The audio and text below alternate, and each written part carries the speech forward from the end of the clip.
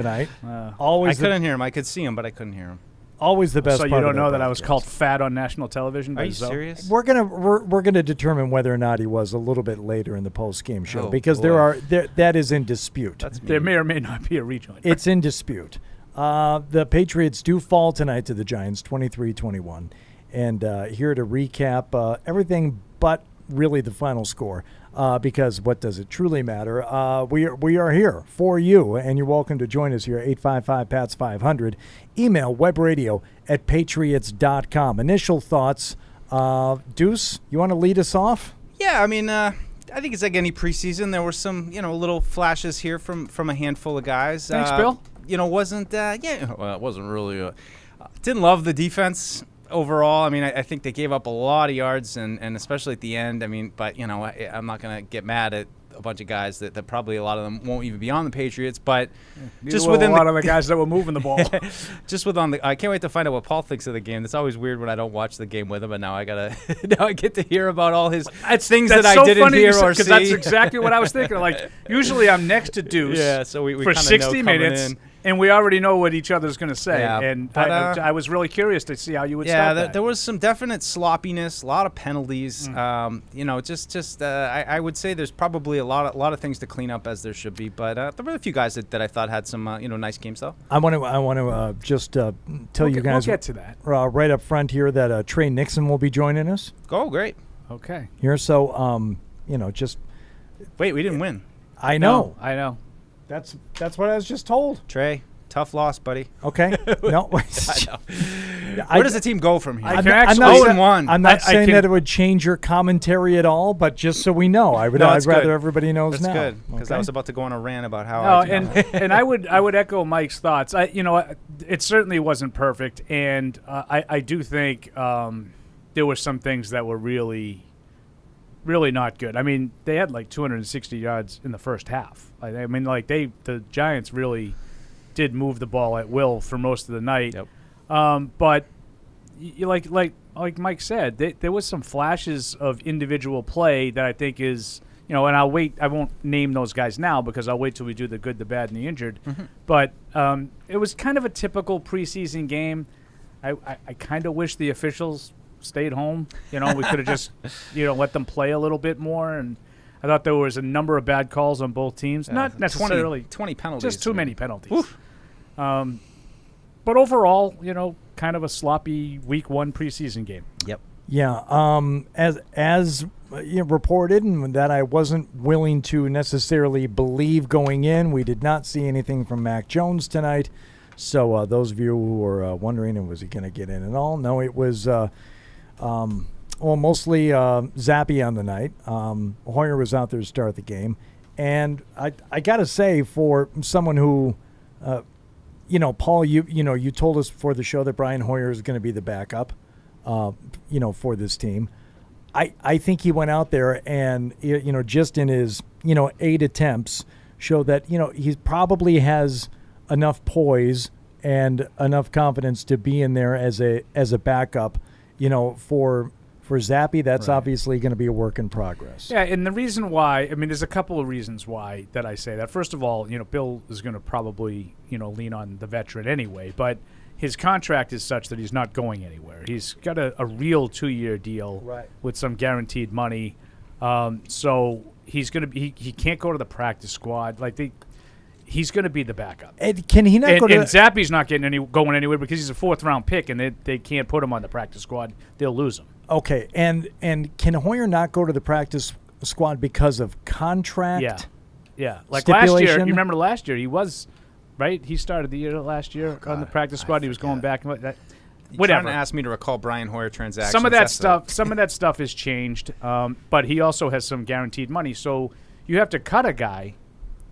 So just think about it this way. Let's just say, for argument's sake, he has a $2 million contract. Okay. And it's guaranteed. Well, if you want to put him on the practice squad, you have to cut him. You have to waive him. So he's still getting that $2 million. Right. Now you got to sign him to the practice squad. It costs more money. Then when you elevate him off the practice squad to your active, well, that's more money. So you're paying. You could have just paid $2 million to have him on your team. Right. Now you got to pay excess of $3 million. Right.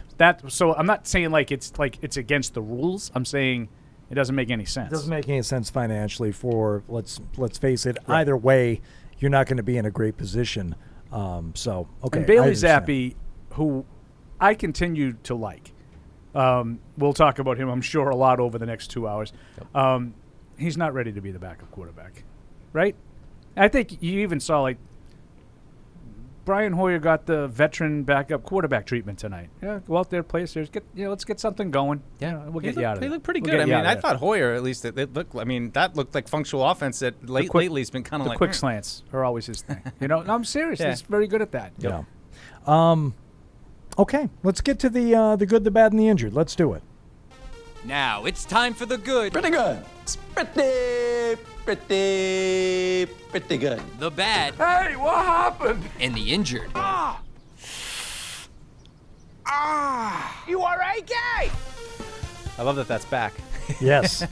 Good, the bad, and the injured, brought to you by the good players, the bad players, and the injured players. We begin with the good because Paul Perillo is always so positive anyway. We will give him the first good. I'm going to surprise you, too, because I have far more good tonight than bad, even though they lost and really kind of got outplayed for the most part. Where am I going to start? I'm going to start tonight. First guy I had on my list was Miles Bryant. I have a lot of different goods, just so you know, so I'm not necessarily going in order. We got of the importance. Yeah, we do. Miles Bryant, I thought, was active in the back end at the start of the game, and then I thought he gave him a real nice boost on special teams with two really solid punt returns. Yeah. one of which really electrified the sideline. That was great. You're looking for a little juice in it, right? Because the action, Hardy, is actually the juice. The juice. The action is the juice. And they gave him a little juice. So I had Miles Bryant. We saw him return a number of punts in training camp, right? And we said, have we ever seen Miles Bryant do any returning prior to this? And I don't think he had. No. I thought he gave them a lift tonight in that regard. It's unfortunate I don't have a chance to go because my first good was Trey Nixon. And guess who's on the phone? My first on the good list tonight, Trey Nixon, joining us here on the Patriots Postgame show. Trey, thanks for being on. How you doing? I'm doing good. Thank you for having me. Hey, Trey, congratulations. Trey, you were on my good list, too. Trey, congratulations. Nice game. Just on the two throws down the sidelines, it seemed like you pulled up and had adjusted a little bit. What'd you see on those big plays that set up the scoring drive there? Just one of our base plays, just going down the field, trying to make a play for Zap. He just threw a good pass when the DB's on top of me and tried to make a play for the team. Trey, we got a chance to talk to you yesterday, and these guys didn't. TV guy coming in hot. As part of the television meeting, and you talked about just how excited you were to get out on the field, and I'm just want to get your thoughts how that manifested itself. How did you feel out there? First action in a long time, and you get a chance to make some plays in the second half. Just how did you feel it went? I feel like it went good. Good just getting my feet wet. I had a couple of drops out there that I need to clean up for sure. And ultimately we didn't get the win, so obviously we didn't play, good enough. But for me just to go out there and get my feet wet, that was a good feeling for me. First game actually really since UCF, so it was good just to be out there with the guys. And, hopefully it's an uphill climb from here. It's a process, but, I'm ready to take on that challenge and get better for my team. It's got to be fun for a player because as the outcome is not as important on a night like tonight, really the big plays are. And you had the biggest play of the night in terms of a reception, the longest on either side for either team. So do you get a little extra satisfaction when it comes in a game where you're not necessarily as concerned about the outcome? Well, I'll be honest with you. I really didn't get much satisfaction in the game. Those two plays were, good to help us score a touchdown, but with the drops that I had on top of, we didn't end up getting the win for me. To be honest, I wasn't that satisfied. One more for you, Trey. Just what can you say about Bailey Zappi? I mean, he up and down a little bit there in the middle of the game, but I mean, for a rookie quarterback to come in to show the poise at the end of the game there to lead you guys on that touchdown drive, what can you say about Bailey and what you've seen from his development here in the few weeks of camp? I believe Bailey did a great job of just, stepping up, leading the offense down when we needed to score. And it was a good show by the offensive lineman, LJ making the play. But this is a good part on Zap, his first NFL game, maybe being a rookie quarterback. It's a lot to handle, and he did a really, really good job just that's a good one to have under his belt because it's only going to be up from here. All right, Trey, we won't keep you. Thanks so much for the time, and nice game tonight. Thanks for being on with us. Thank you, guys. Appreciate it. All right, take care. Trey Nixon there joining us, and we thank Microsoft. Great big thank you to our sponsor, Microsoft Surface, the official sideline technology provider and laptop of the NFL and the New England Patriots. Provides players and coaches with the tools to succeed both on and off the field. Check out the powerful Surface Pro 8, combining the power of a laptop with the flexibility of a tablet at surface.com. That was he had a couple of nice plays tonight, and I'm sure he does want to clean up a couple of those drops. 4 catches on 8 targets, and there was a bit of that going on both teams tonight. Just some first night jitters, I think. Sure, I think it was nice to just see him bounce back. I mean, he had to drop on the third down. I think he probably should have had that one. Everybody gets a little bit of leeway here in the first preseason game, but overall, I thought it was, pretty impressive for him. And, as he said, it's been a while since he's been out there and had some game action. So, hopefully he can continue to build. I think he's certainly right on that cusp of kind of the bubble, and they've got a good receiving group. And, he certainly has shown some promises as a young receiver. So we'll see what happens. I think he's set himself up for potentially some more success going here in the next couple weeks. Okay, now that he is off the line, he was not actually my first on the good list. I don't know if you guys picked up on that. I may have said that just as a means to, He was a rare guy for me tonight. He was on both lists. yeah, I can see that. And he said it. He talked about it. Yeah. Who's your first good tonight, Deuce? You know what? I was going to just keep the Zappy train going, and I just was impressed. I mean, it was a little bit up and down. You expect it's a rookie quarterback in his first game, but I was just really impressed with that last touchdown throw, having guys in his face, kind of standing tall in the pressure, lobbing the ball out there, showing some trust in Lil Jordan. So he didn't set the world on fire or anything like that, but I think it was just a really solid showing from Bailey Zappi, and just showed some poise, I think, bouncing back after the interception and still leading the team. So I thought it was a pretty good start for him. Yeah, I would say that the biggest difference between the first half and the second half for him was exactly what you described, standing in and taking some of the hits and making the throws instead of looking to bail out. Now, he definitely, without question, that was a safety in the first half. Yeah, right? I don't understand how, he was legitimately behind the center when he threw that ball. He was out of the pocket. What? The ball got snapped on that hash mark, and he threw it from right behind the hash mark. And they said he was out of the pocket. But the other 20 calls were all right. But I just thought the way he stood in. He throws him some different. Look.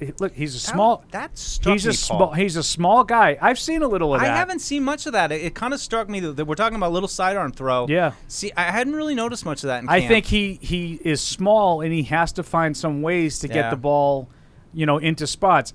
What I really like about him is he puts some trust in his receivers.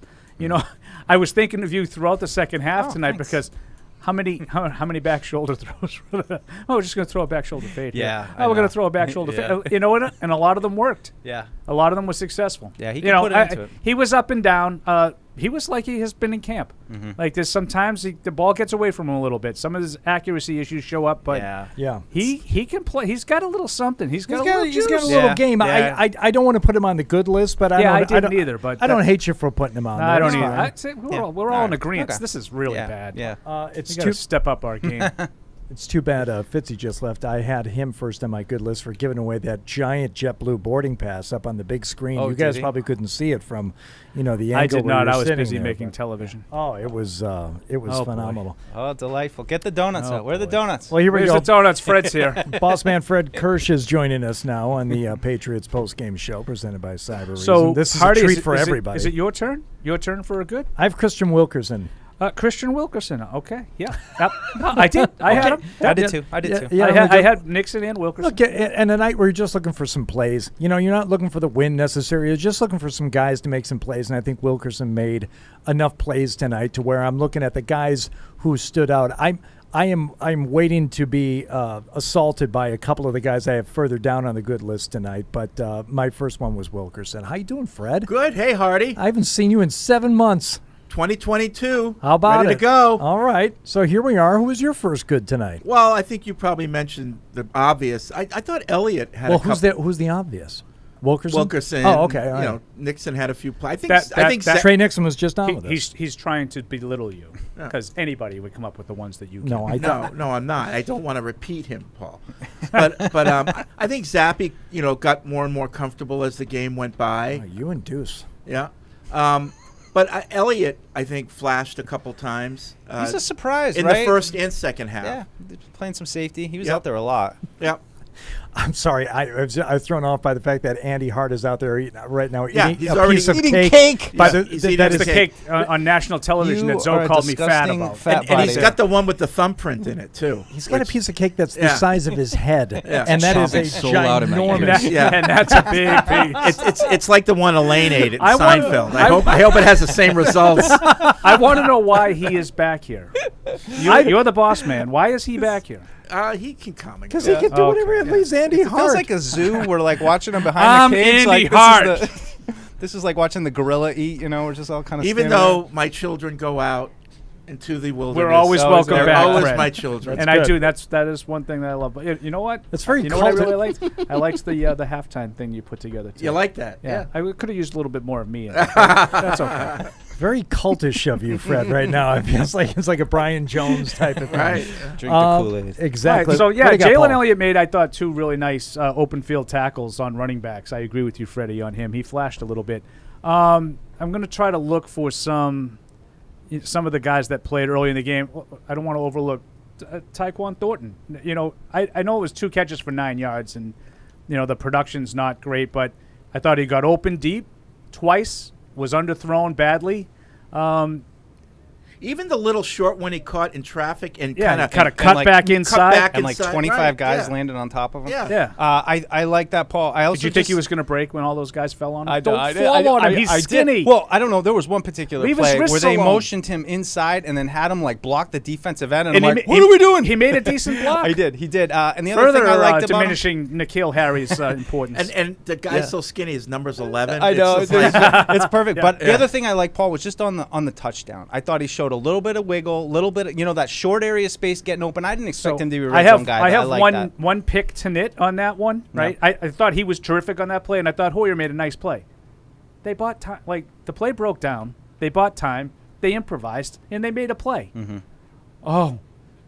Did you go on Twitter after that play? I don't Oh, do that. my God. People lose their mind.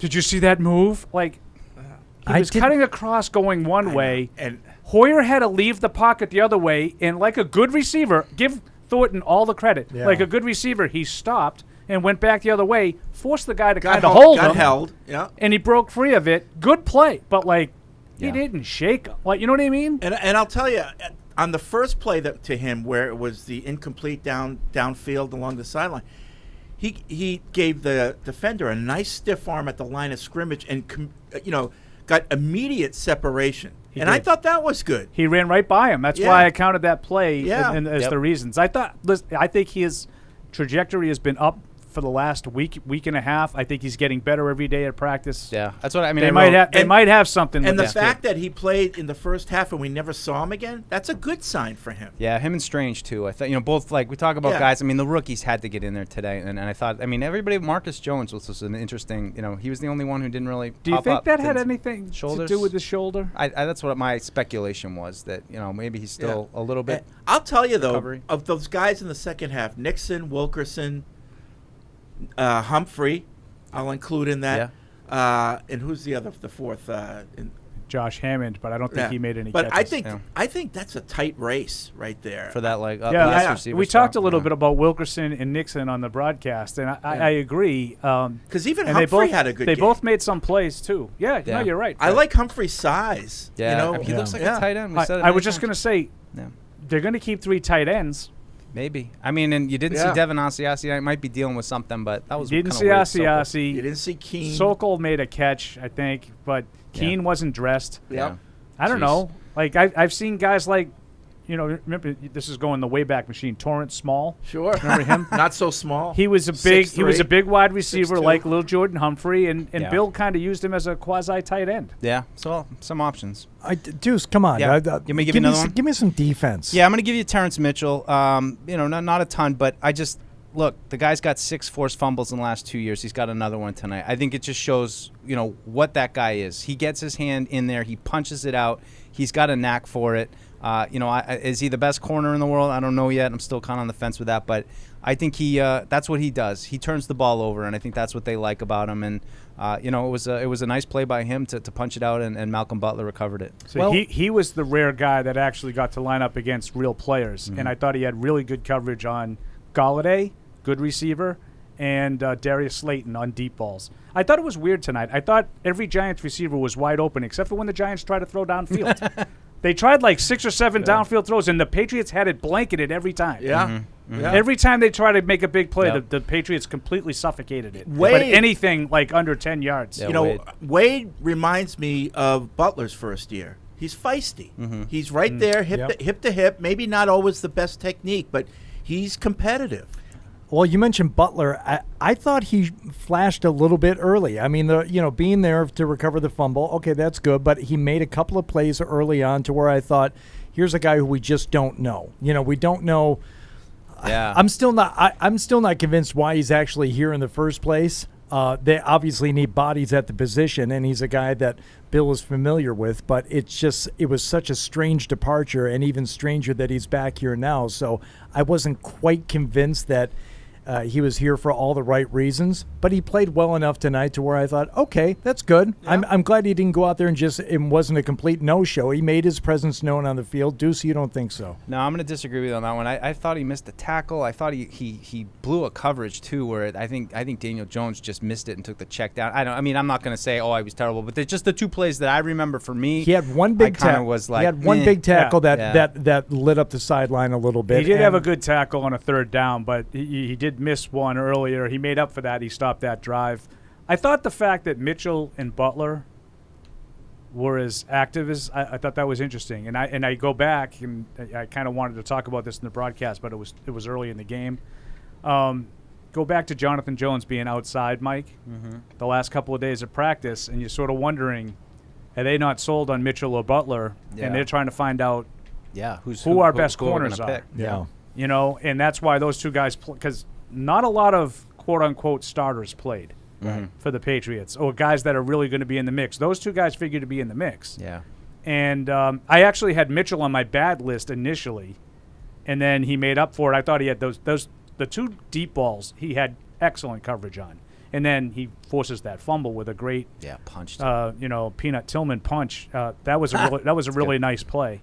So I put him on the good list. So that was wishy-washy. The young linebackers, we saw everybody. We saw Uche, Jennings, we saw Ronnie Perkins, we saw McGrone, and then early on we saw Mack Wilson and McMillan. I know they're not young, but Mack Wilson was good. Yeah, Mack Wilson looked like he had some noticeable speed, more than what we've seen in the past. Yep. Yeah. I thought he was active. Yep. Yeah. Me too. The rest. Yeah. I think Uche, he's got speed. He just takes the long way to Grandma's house. Ends up behind the quarterback every time. And gets held up. Yeah, he gets stoned. I saw a couple good little things out of Jennings too. I mean, I think he fits more their profile. I didn't see really much. I think Jennings was a better pass rusher. I had Jennings on my good list for his pass rush. I'd agree. I thought he flashed. Perkins, I don't know what's McGrone going on playing in the middle there. I mean, you guys, Paul, on the broadcast, you did a little spotlight on him, and he showed good feet, but he's got to know where to go. I thought Evan had a good point upstairs. We were watching him. He's just coming off an ACL. He just doesn't have a burst back. He doesn't really have any speed to him. That's what we were told. He had speed, and then right as we were kind of saying it, there was somebody on a crosser underneath him, and he had it, and the guy dusted him. So I think he's still working his way back. He's a work in progress. Ronnie Perkins, I don't know what's going on with him. Uche had the sack early in the game, but I thought that was all Sam Roberts. It was all Sam Roberts. Yeah, it was all I thought Sam Roberts flashed a little bit. He's another one that I wrote about that I didn't hadn't really seen a ton out of that early on, but he just see maybe a hands. I didn't think he penalty, looked good against the run though. Yeah. When he was in on those plays. I mean, overall the defense wasn't great. I mean, they were getting pushed around all night. They had a couple stops in the middle, but we'll get Paul, to that, you said you had a bunch of goods. Why don't you throw a few at us here? All right, so we just talked about a few of the ones that I had, like Sam Roberts and Mack Wilson. Daniel Aquale. Yeah. I thought he was really, really active early in the game. Yep. Penetrating. He's an interesting guy, Hardy, because he's going to have to serve a 2-game suspension. If he free makes, money. if he makes the roster, he'll open the season having to serve a 2-game suspension for a PED violation. So that opens up another roster spot for someone else if he stays. Might buy you an extra couple of weeks. I thought he had one really good play where he shot through a gap and had what should have been a pretty good. He couldn't make the tackle, but he blew up the play. I thought he showed up. Okay. Yep. What else you got? I think I'm pretty much expended on my goods right now. Yeah. All The right. only other thing I had, I thought in the first half their special teams were really good. Oh yeah. Really good. Like the punt return. The punt returns that doesn't happen in a vacuum. I start to think of the. I almost said the crap that we watch. Only I wasn't going to say crap. Of course not. The stuff that we watch in camp, Mike, every day, and it's like Brendan Schooler. Yeah. And there's another guy that we've been watching every day, DeMarcus Mitchell, and he showed up on that first punt return. He didn't blow a guy up, but he got in the guy's way and gave it the arms over the head. So you can't call me for a hit from behind here because I'm showing you I'm not hitting him. It was perfect. It was the hit that Chase Winovich had done a couple of years ago. Yeah. Wouldn't have gotten called back, Yeah. or whoever. I forget. I think it was Winovich. Sounds But right. that was a really good play, and those guys obviously did a good job on the punt returns because the punt return was productive. Yeah. Kickoff return not so much. Keen but- football eye, that one, Paul. He's bringing it. I love Good it. stuff. Well, I just thought of Yeah. like DeMarcus Mitchell. We keep thinking of these undrafted free agents. LeBrian Ray has been the rage, right? I didn't notice him tonight, not very much. But DeMarcus Mitchell, I noticed both on defense and on special teams. Which is like a Ronnie Perkins thing, like. Didn't notice him. Yeah, right. Like feeds into. You talk about Jennings, Uche, those guys. I mean, it feeds in. He could have a chance maybe. You got a bad for us, Deuce. They got a bad for you? Yeah. Where to start? I mean, I hate doing it because he got injured late, but Justin Herron, 2 false start penalties. It's just, bad. I can't really speak so much to his protection, but that's been an issue, especially untimely stuff. Was he the one? No. Yeah, it was 62 that got the opening play, false start of the second half. That was another one. We'll get to that. But Justin Herron, it's just I think he's had some sloppy moments this summer, and that they've shown up. It's just that's not good. All right. I had him as well. What do you think, Fred? For a bad? Yeah. You don't have to kill him. Just I hated having another too many men on the field penalty. Yes. From Penalty. defense. Yes. That was the first one I had, Freddie. Yep. Okay. Yep. It just was the felt, first that one I had felt on my like list. bad Patriots last year. And how do Yeah. you mess up? You're barely rotating guys. How do you screw up a substitution on like the third play of the game of the season? when you only got 15 guys who are playing. All they were kind of doing was swapping like a corner and a linebacker. Like I don't know how they did it. And they had more of those kinds of penalties tonight. They had at least 3 false starts.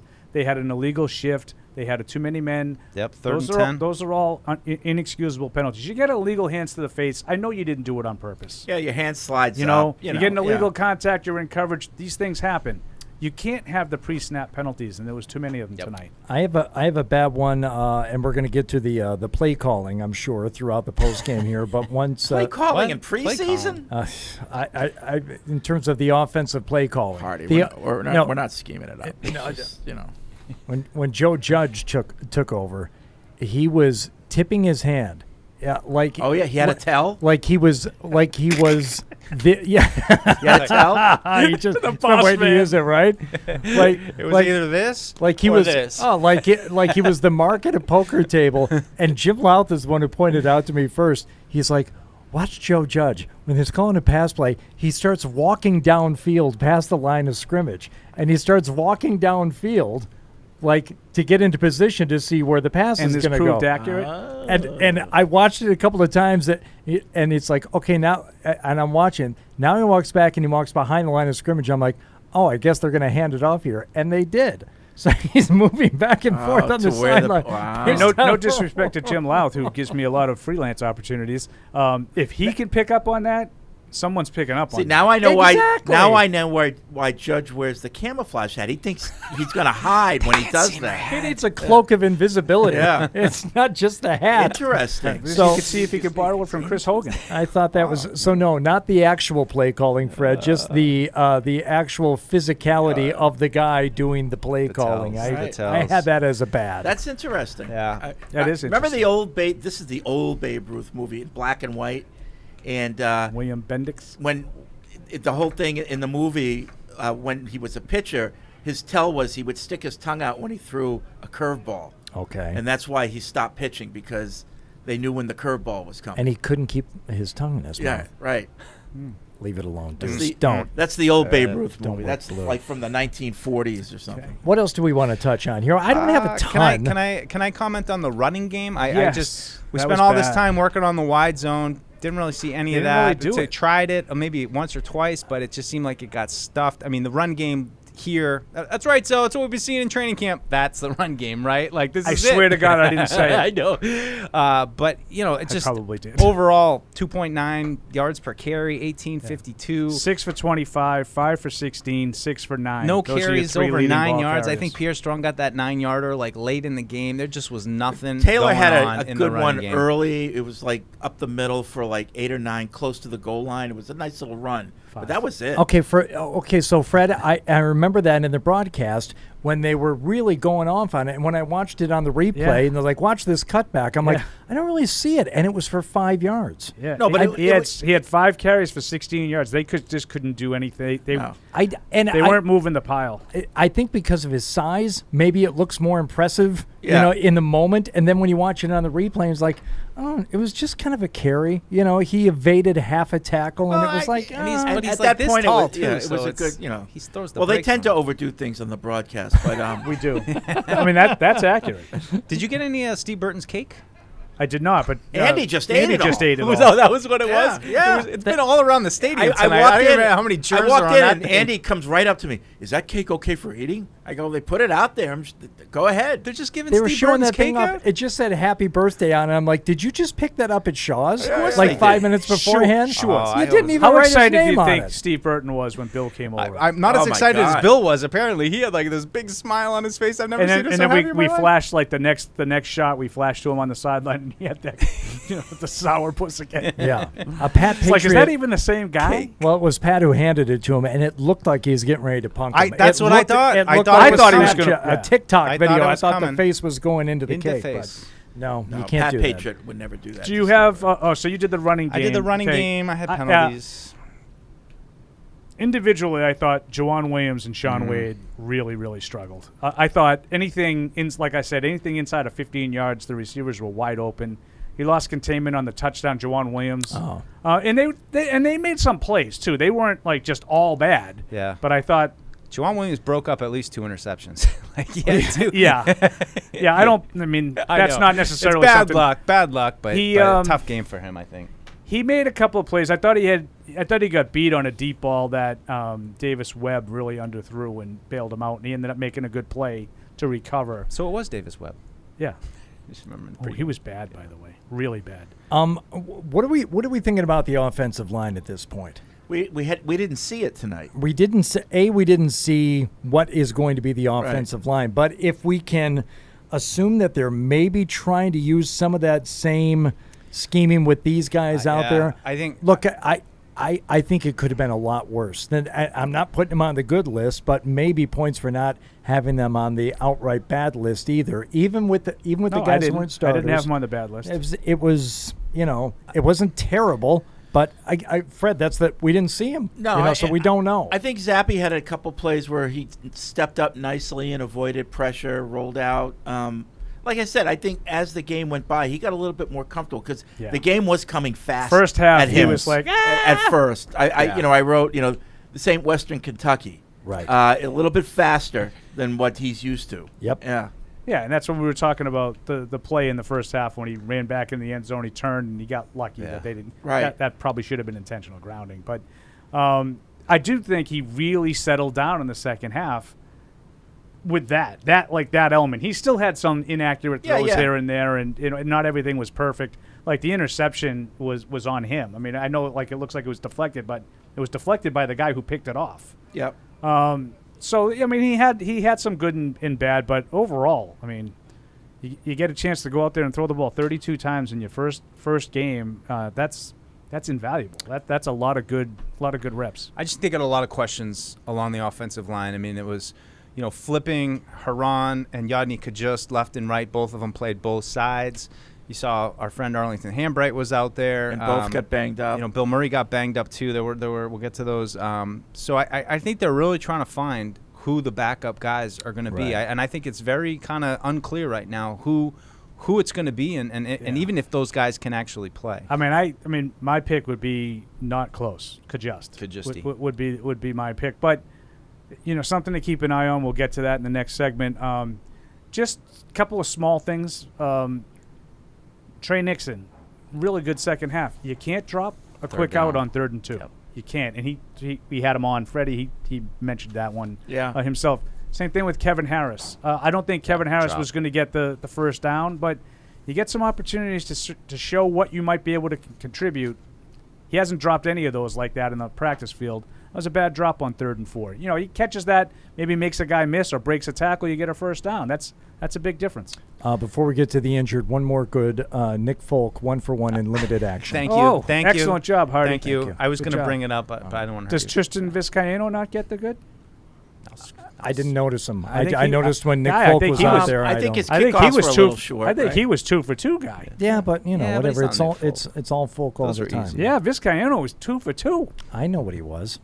Oh, wow. He summarily dismissed it. Kind of like, never mind. I did. All right, so we'll do the injured after the break. You want me to just run through them? No, we can do them real quick. The Kajust and Haran ones, I think, are but the good news is I think they both walked off over on their own power. Yeah, Carl Davis too, who I thought looked might be severe for a second there, the way he was lying, kind of grabbing his leg. Yeah, Thought maybe I think he's okay. But he seemed okay. He was still out there, and Bill Murray's the last one. So 3 offensive linemen, though, getting dinged up. I mean, it's something to consider as they go into the week with joint practices against the Panthers. Is that the new thing in sports to, overdo your injury?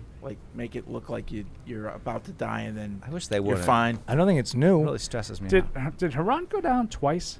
I just had him down once. I'm not sure. Because I definitely had the ones in the fourth quarter because I thought those were, Kajust and Haran, those are fairly, important. Now, they both walked off under their own power. It looks like they avoided anything too significant. But those are your lead candidates to be a swing tackle behind 2 injury-prone starting tackles in Trent Brown and Isaiah Wynn. So that one kind of worried me. But it looks like they made it out okay. Listen to me, AJ in Virginia and Rashad in Baltimore. Hang on, this break is very, very brief. If you're not there and we get the hang-up sound when I go to your call, it's going to be a terrible start to the season. Boss is here. Has Hardy been having a hard time? I don't want to start that way. So far, so good. No, so far, so good. Burrell got him, though. AJ, Rashad, you guys just hang on for a moment. We want to thank Cyber Reason, the presenters of the Patriots Postgame show. Great defenders don't just play in the field. They're also protecting your company and data. Cyber Reason on a mission to end ransomware and keep your business undefeated against cyber attacks. Learn more at cyberreason.com/ransom. This is the Gillette Labs with exfoliating bar. The bar and the handle removes unseen dirt and debris ahead of the blades for effortless shaving in one efficient stroke. Defending against cyber attacks requires seeing in the dark, understanding and ending every threat to your organization on computers, mobile, and the cloud. It takes Cyber Reason. End cyber attacks from endpoints to everywhere. Patriot Place is the region's #1 shopping, dining, and entertainment destination. Shop your favorites, including Vineyard Vines, Express, Olympia Sports, Petco, and more. Enjoy dining at one of our 19 restaurants, including 6 String Grill and Stage, Scorpion Bar, and Bar Louie. And don't forget about the entertainment. Explore your inner artist at Muse Paint Bar, watch a movie at Showcase Cinema Deluxe, or grab a controller and start gaming at Helix Esports. For a complete directory listing, please visit patriot-place.com. In sports, if you think joy only happens after you win, think again. Look at the world's most successful athletes like Serena Williams, Brooks Koepka, and Alex Morgan. They don't spend all their days grinding away. They take time to enjoy themselves, like getting together with friends over a Michelob Ultra, because they know that happiness is the key to winning, and that joy is the whole game, not just the end game. Michelob Ultra. 95 calories, 2.6 grams of carbs. It's only worth it if you enjoy it. Enjoy responsibly. AB Michelob Ultra Light Beer, St. Louis, Missouri. There's no season better than football season. And there's no better place to get in on all of the action than with DraftKings, the official daily fantasy sports partner of the New England Patriots. To add to the thrill, DraftKings has millions of dollars in prizes up for grabs every week. So head to the app now and check it out. If you haven't tried it yet, fantasy football is easy to play. Just pick 9 players, stay under the salary cap, and pile up points for yards, touchdowns, receptions, and so much more. There's no better way to put your football knowledge to the test than to compete for a shot at $1 million in total prizes. Download the DraftKings app now and use promo code PATS to get a shot at millions of dollars in total prizes every week. That's promo code PATS to get a shot at millions of dollars in total prizes every week, only at DraftKings. Eligibility restrictions apply. See DraftKings.com for details. Patriot Place is the region's #1 shopping, dining, and entertainment destination. Shop your favorites, including Vineyard Vines, Express, Olympia Sports, Petco, and more. Enjoy dining at one of our 19 restaurants, including 6 String Grill and Stage, Scorpion Bar, and Bar Louie. And don't forget about the entertainment. Explore your inner artist at Muse Paint Bar, watch a movie at Showcase Cinema Deluxe, or grab a controller and start gaming at Helix eSports. For a complete directory listing, please visit patriot-place.com. In sports, if you think joy only happens after you win, think again. Look at the world's most successful athletes like Serena Williams, Brooks Koepka, and Alex Morgan. They don't spend all their days grinding away. They take time to enjoy themselves, like getting together with friends over a Michelob Ultra, because they know that happiness is the key to winning, and that joy is the whole game, not just the end game. Michelob Ultra. 95 calories, 2.6 grams of carbs. It's only worth it if you enjoy it. Enjoy responsibly. AB Michelob Ultra Light Beer, St. Louis, Missouri. There's no season better than football season. And there's no better place to get in on all of the action than with DraftKings, the official daily fantasy sports partner of the New England Patriots. To add to the thrill, DraftKings has millions of dollars in prizes up for grabs every week. So head to the app now and check it out. If you haven't tried it yet, fantasy football is easy to play. Just pick 9 players, stay under the salary cap, and pile up points for yards, touchdowns, receptions, and so much more. There's no better way to put your football knowledge to the test than to compete for a shot at $1 million in total prizes. Download the DraftKings app now and use promo code PATS to get a shot at millions of dollars in total prizes every week. That's promo code PATS to get a shot at millions of dollars in total prizes every week, only at DraftKings. Eligibility restrictions apply. See DraftKings.com for details. Join the conversation by calling the Ace Ticket hotline at 855-PATS-500 or email the show at webradio@patriots.com. Steve, how many candles are supposed to go on that? Paul Perillo, the whole family gets a piece. Paul Perillo gets 3 pieces. This is awesome, guys. Not nice. Not nice, though. Live from our studios inside Gillette Stadium, here's Hardy. It's a far cry from saying you get 3 pieces of cake to calling you fat on national television. Why do you think he was suggesting that I get 3 pieces? It's the implication. Because you're so he sweet. He called me fat on national TV. He did not. I shan't forget it. Yeah. And yet somehow Andy Hart's the first one cutting into Steve Burton's birthday cake all by himself. As Fred said, with a piece the size of his head. Right. Happy birthday, Steve. Thanks. Oh my God. No, but it was funny because I had just said something, and my mic was still open, and all of a sudden I hear him go, Paul Perillo gets 3 slices. And I just went, I had no idea if my mic was on or not. I just go, not nice, so. Well, Zoe's one to talk. And this time of the summer, he's just been loading up on salt and Tito's for the last 3 months. He's set to pop. Somebody wrote on the blog, Zolex looks like such a brutish type of guy. Is he fun to hang out with? Oh, yeah. I didn't reply. Oh, I don't know. As in a brute or brood? Brutish. Whatever you want to. Brute With a T. Okay. Brutish. Yeah. I wouldn't say he's a brute. I would say that he's but this is how unrefined. This is how he's a little bit of a bully. This is how he came across to this person. Did you tell him he's a great guy. I got What's Up Zode at training camp? I ruined his day, and it was so worth it. Did you know this? No. That Deuce was walking through training camp with his sunglasses on, and someone said to him, "What's up, Zoe?" He came over to me and he told me that. I go, oh, that would kill him. We gotta tell him. That's funny. And that would really bother him. He's like, I don't look like him. I said, Zoe, take it as a compliment. He's in much better shape than you, and he's better looking than you. Absolutely. You do have like a little Big bit of head. a... And he's a better hockey player, too. That we know. That Exactly. we know. All right, AJ and a little... I could see that. It's a large cabeza. Let's see if AJ in Virginia is ready to join us. A couple of those today. You get some new ones. Hey, Good. Hey, so a couple things, and I'll get out to y'all here. By the way, happy birthday, Steve. Hope you have a great one. Thank you. So one of the things I noticed is that the defense still seems to have a problem with stopping the run late in the game.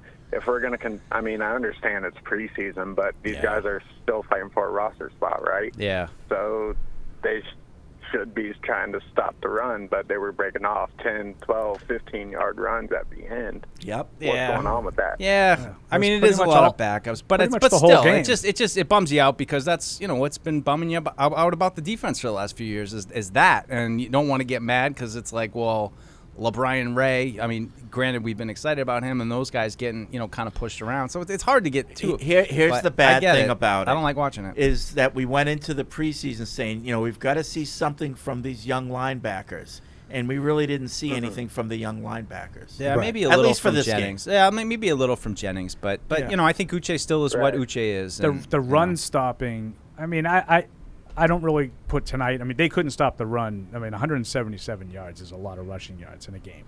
Yeah. Right. Especially for preseason.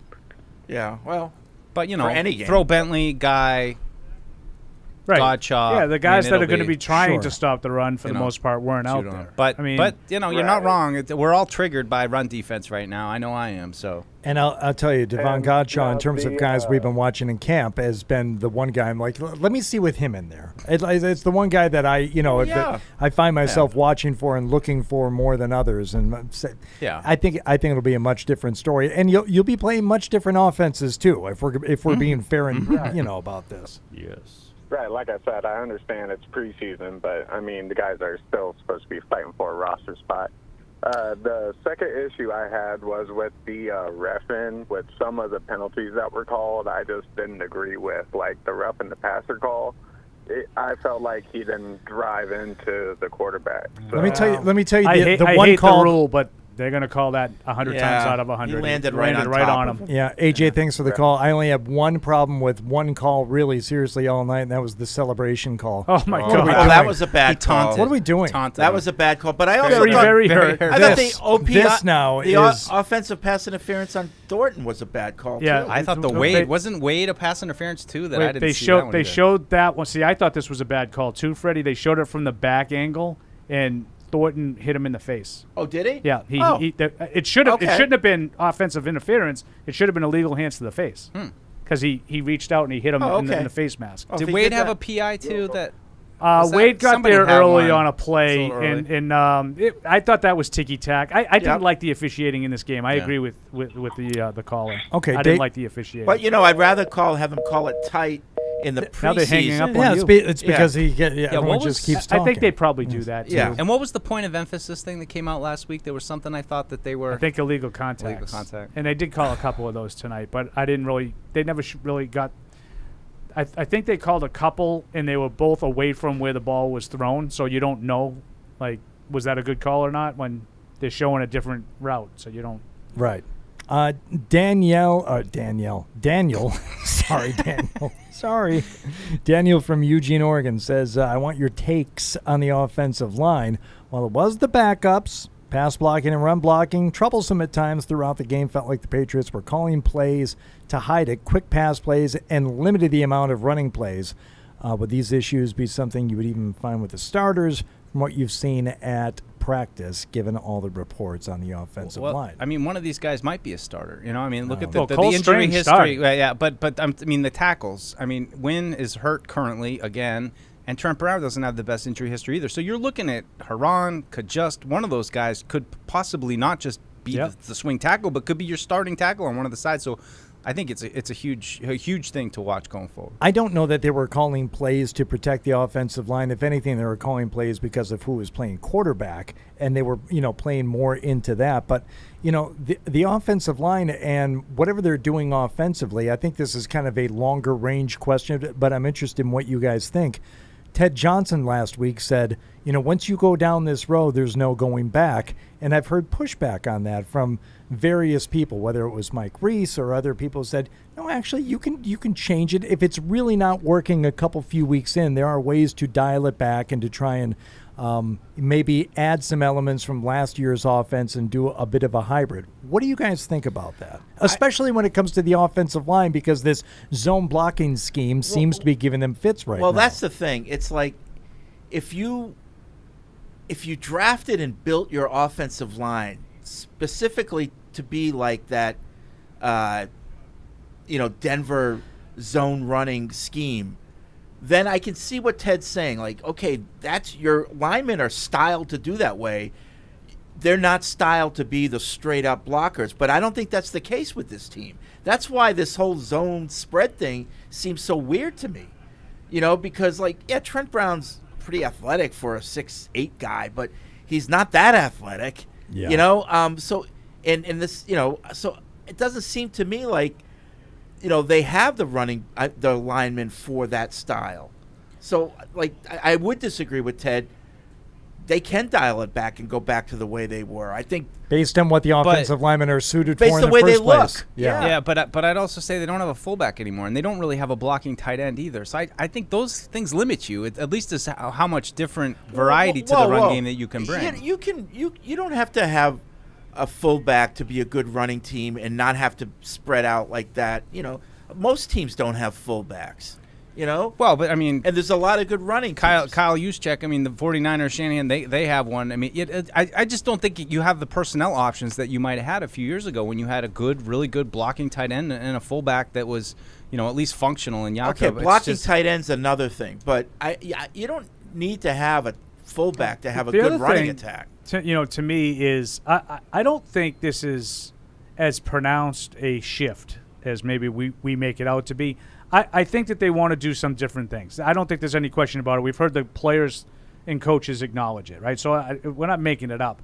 But in terms of can they go back and forth, well, I don't think that they ever took the basis of their regular offense and just said, hey, just wipe that all completely away.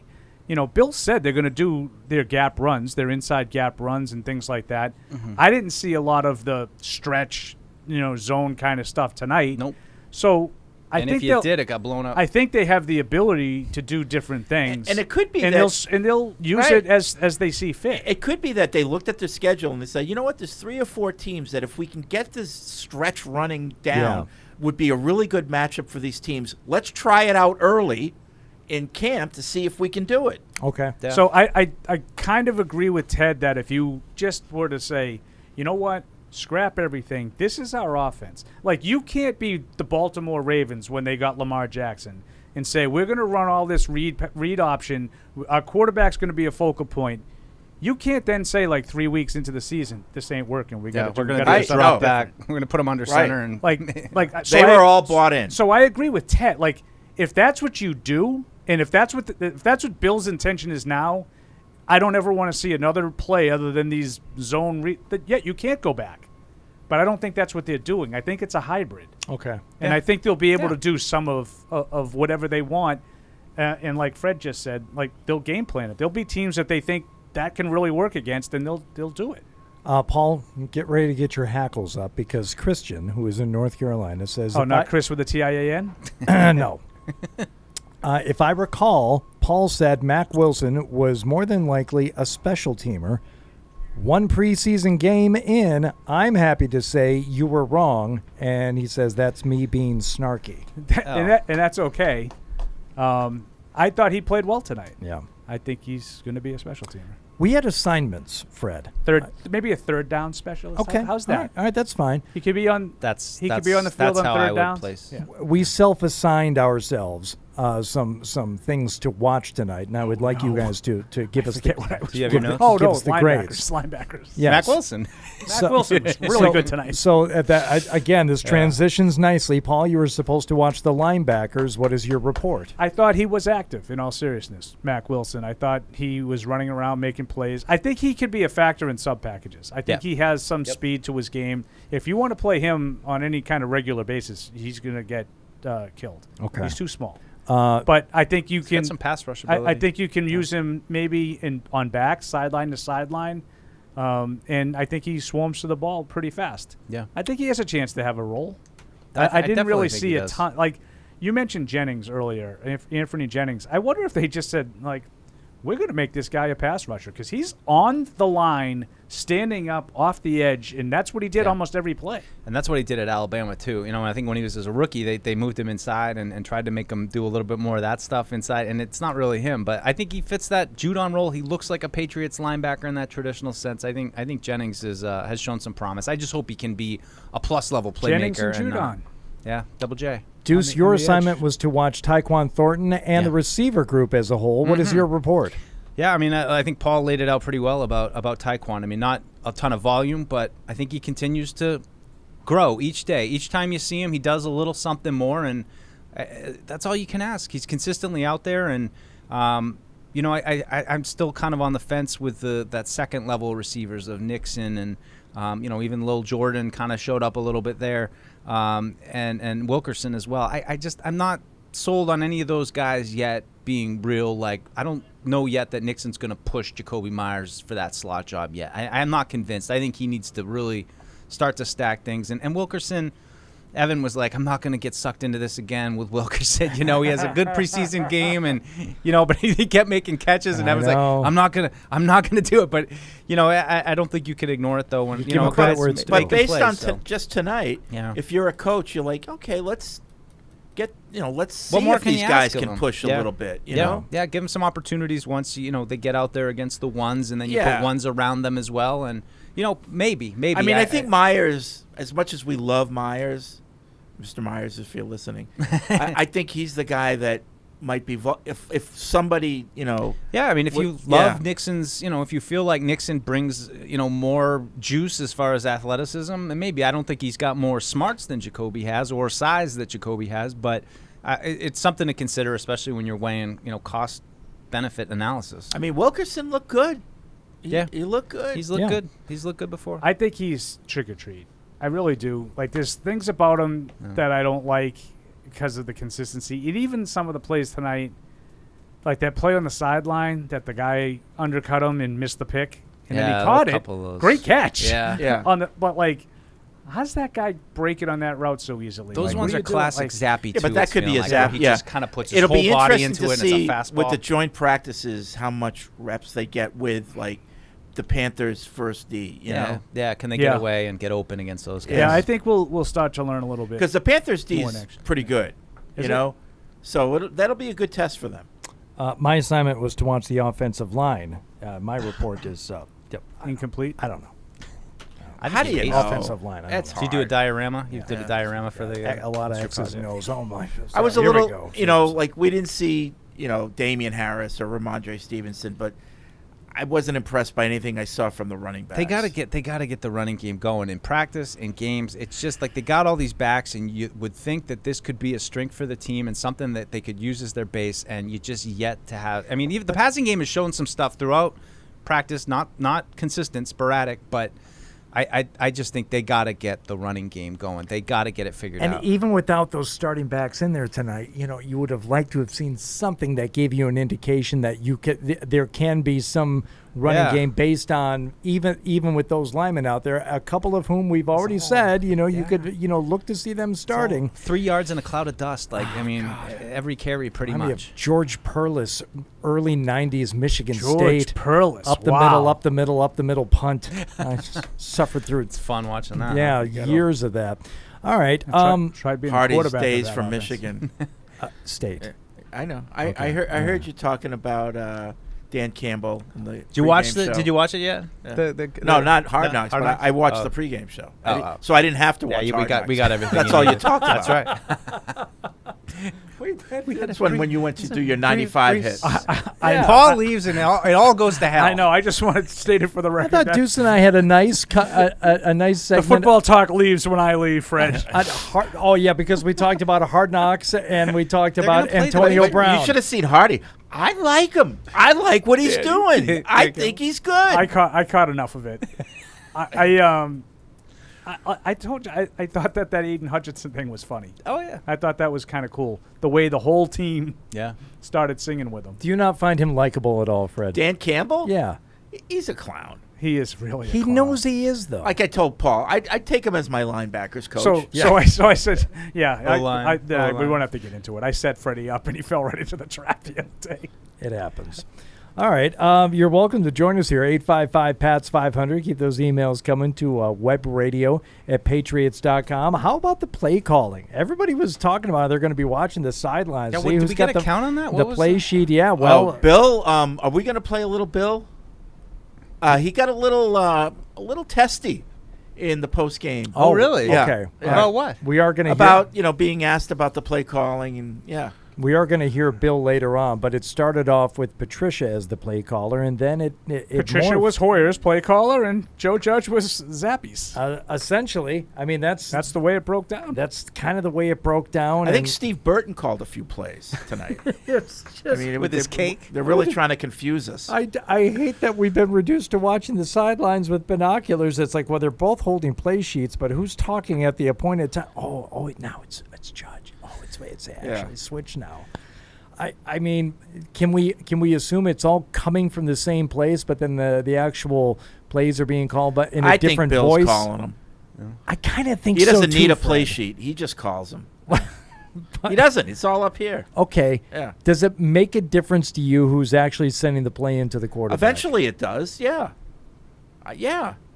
I think play calling is a pretty important part Who of do you think it should be? Bill Belichick. Do you think that's going to happen? I don't know. I doubt it. I doubt it too. What do you think, Paul? In terms of who's the guy sending the play in? I think it's going to be Matt Patricia. I think it's going to be Matt Patricia. I think so too. Also. Yeah. So why that's mess around with it? Isn't that something that you would want to give him reps doing, regardless of who the quarterback But is? do we really know that they're messing around with it? We're just assuming that they're messing around. Do you with think it. two different guys called plays tonight? I have no idea. No, do you? I didn't say. Do you know? I don't Put your hand on know. the Bible. I didn't say hand on a Bible. I didn't say. I don't know. But what do you think? Do you think two different guys called plays tonight? Paul, I'm telling you, I have no idea. Okay, well, two different guys called plays tonight. I am. So we'll move on from, just ignoring the obvious of what we saw. Two different guys calling plays doesn't make any sense to me. It doesn't make any sense to me. Why do it? Why do it? Why? Because Zappy's in instead of Hoyer? What difference should that make? Well, I'm gonna take a shot at it and say you're trying to get everybody on the same page. You're trying to get everyone to understand the offense. You're trying to have one vision to Mac Jones, and so it's Perfect. Joe Judge is speaking the language, Matt Patricia, whether whoever's calling plays. I'm not saying I agree with it, but I think that could be possibly it. Trying to get everybody on the same. I'm with you. I think that's a great point. Like, you're trying to get everybody on the same page, and yet you have two different guys doing it. Yeah, have Joe Judge stand next to Matt Patricia and here and let him listen as he sends the plays in. Maybe it's a competition. It only really matters when Mac's in there. Who's calling? And that's another thing I don't understand. It's like why Mac didn't play at all. Well, I do. My theory is that in this new preseason format of 3 games, game 1 is the new game 4. That's where you play a lot of your scrubs, and as you get closer to the season, your starters play a little bit more. Yeah, but I don't understand that. Is what I'm trying to say. Because you only have 3, you have a big gap. Plus, I think joint practices have replaced preseason games in importance. No. You're going to have 2 joint practices this year, which Mac will have plenty of time to get his reps in. You don't necessarily need to do it in the preseason game. You want to know why I think Mac Jones didn't play tonight? Why is that? I don't know. See how frustrating that is? You gotta have. No, but that's an honest answer, right? Taste your own medicine. Well, no, I'll tell you why. We go into it knowing that no one knows the answer for sure except for Bill. No, we get that. No, I know, but sometimes we're all sometimes guessing. you don't even have a clue, and you should say that. Okay. Yeah, except for tonight, they were actually showing 2 different guys calling plays. I saw them both moving their lips. I don't know what that meant. Based on what I saw in camp, I think they did not want to do anything to disrupt whatever confidence Mac Jones has left by throwing him out there in a work in progress and having him be frustrated in front of everybody and everything. I totally disagree with that. Okay, so why didn't he play? I just told you. That's my theory, is that Game 1 is the new Game 4. Game 1 is but I Game don't really 4? understand that, because Game 4 in the old days was, like 5 days before the regular season. It made total sense that guys that were going to play in the regular season wouldn't play in Game 4. Right. Now you're a month away from the season with a guy who's got 1 year under his belt. It makes no sense. Right. So, to not and play him. that's the thing. There are guys in the team you kind of want to figure out. You're not going to have time to figure them out later on because you're not going to have that fourth opportunity. So now's the time to do it. And then as you get closer to the season, you want your starters to get those reps, because once that last preseason happens, you got 2 weeks before the first game. I think it's a different format than it used to be. So they changed it. Yeah, because last year was the first. Because when it used to be, when you had week 3 and then you had 2 weeks before the regular season started, that was plenty. Right, but now you had the last week 3 of the preseason is the last game, and you have 2 weeks before You the only season. have 3 games now. You used to have 4. Right, but you didn't use all 4 of them. Sometimes you did. No. A lot of times, like Mac played. Well, Mac would Okay, because he was a rookie. So answer and me. so did Tom Brady. Tom Brady didn't play any more than he played all 4. When he first started, he did, absolutely. So answer me Not this. as a starter, he didn't. Is there some question as to whether or not it's going to be Zappe or Hoyer as the backup quarterback? I think there is. I don't. I don't think there is either. Paul Can I convinced me. Can I chime in? I don't think there's. Can I chime in with a quote from Bill Belichick? Actually, I'm not quoting Bill Belichick here. I'm quoting Mike Giardi's tweet. Oh, okay. Yeah, he's an expert. Belichick said, "There were plenty of benefits in the long run to having both Matt Patricia and Joe Judge call plays tonight." Then the questioning continued. But what's the answer? Why? What's the Bill, benefit? what were some of the benefits of having both Joe and Matt call plays tonight? I thought it would be a good opportunity for us to do that. Do you know if one will call plays when the regular season arrives? Yeah, don't worry about that. We'll work it out. Have you decided? but you gotta We're going hear through his a answer. process just like everything else in this team. We'll hear it. But he told you that they both called plays. No, okay, tonight. so we did. That's the proof. That's the proof I need. Up to now, I didn't know. Yeah, I usually can just see things. I and hon- that's I- proof for I me. honestly- if I actually see it, like I'm not taking your word for it. Someone told me that they both. That I could understand Fred saying, "Well, I didn't actually see that." And Fred, which happens a lot in training camp. People tell me so and so is having a great training camp, and I'm there every day, and I'm like, I didn't see it. I don't see it. Right. And you might be right in that they're treating Game 1 as Game 4, but to me, that is just an unbelievable across the league waste of an opportunity to get some guys ready. I think Game 4 was a mostly wasteful exercise. remember- And I don't think Fred's theory is wrong. But I just don't agree with it. Remember That's all. the value Bill puts in these joint practices, and you've got 2 of them. Okay, but they always have had 2 joint practices. Not always, Paul. They for always, the last how many years, Mike? Right. Except for the COVID year when they couldn't do it. but they always haven't had just Right? 3 preseason games. We had last year was the first we year had the they Giants had that. and Philly last year, and right? Bill learned from last year. Okay, but I don't really understand your whole 3 preseason game thing. I don't really get It's a that. new format. It changes things. But you're And saying I'll tell you one you're thing. saying the change And is Bill- that there's a 2-week gap between the last preseason game and the regular season.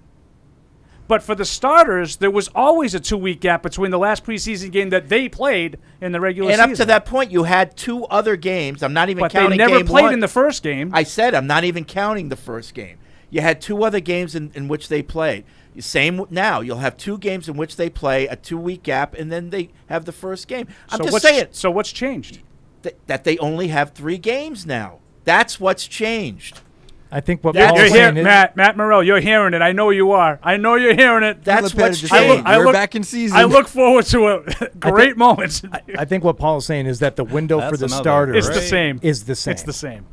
And again, I don't think Fred might be exactly right as to what Bill is thinking. Right. I'm not disagreeing with you, Fred. Yeah.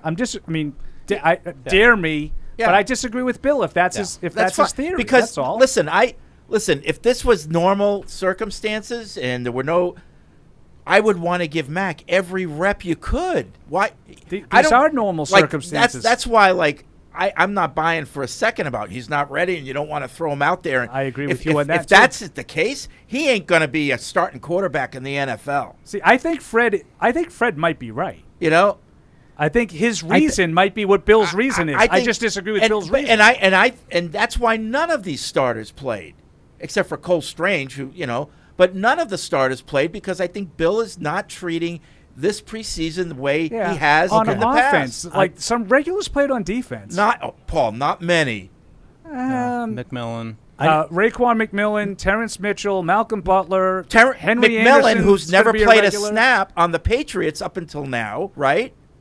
Right? This is the first time you've ever seen him in live action. Yeah. I mean, okay, but neither is Devontae Parker. Yeah, I'm telling you. Like, what's the difference? Because he's a little bit more proven here that we've seen. I'm telling you, And Paul.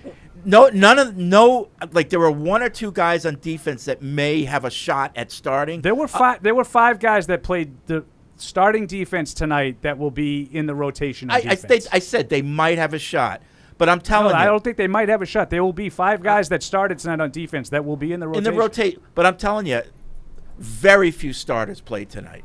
Very few. Okay. On offense. Which is defense. They did. Or defense. None of them played on offense except for Cole Strange. Or defense. And that's a change. I think it's odd. I know, but I'm telling you, forget about Mac Jones, okay?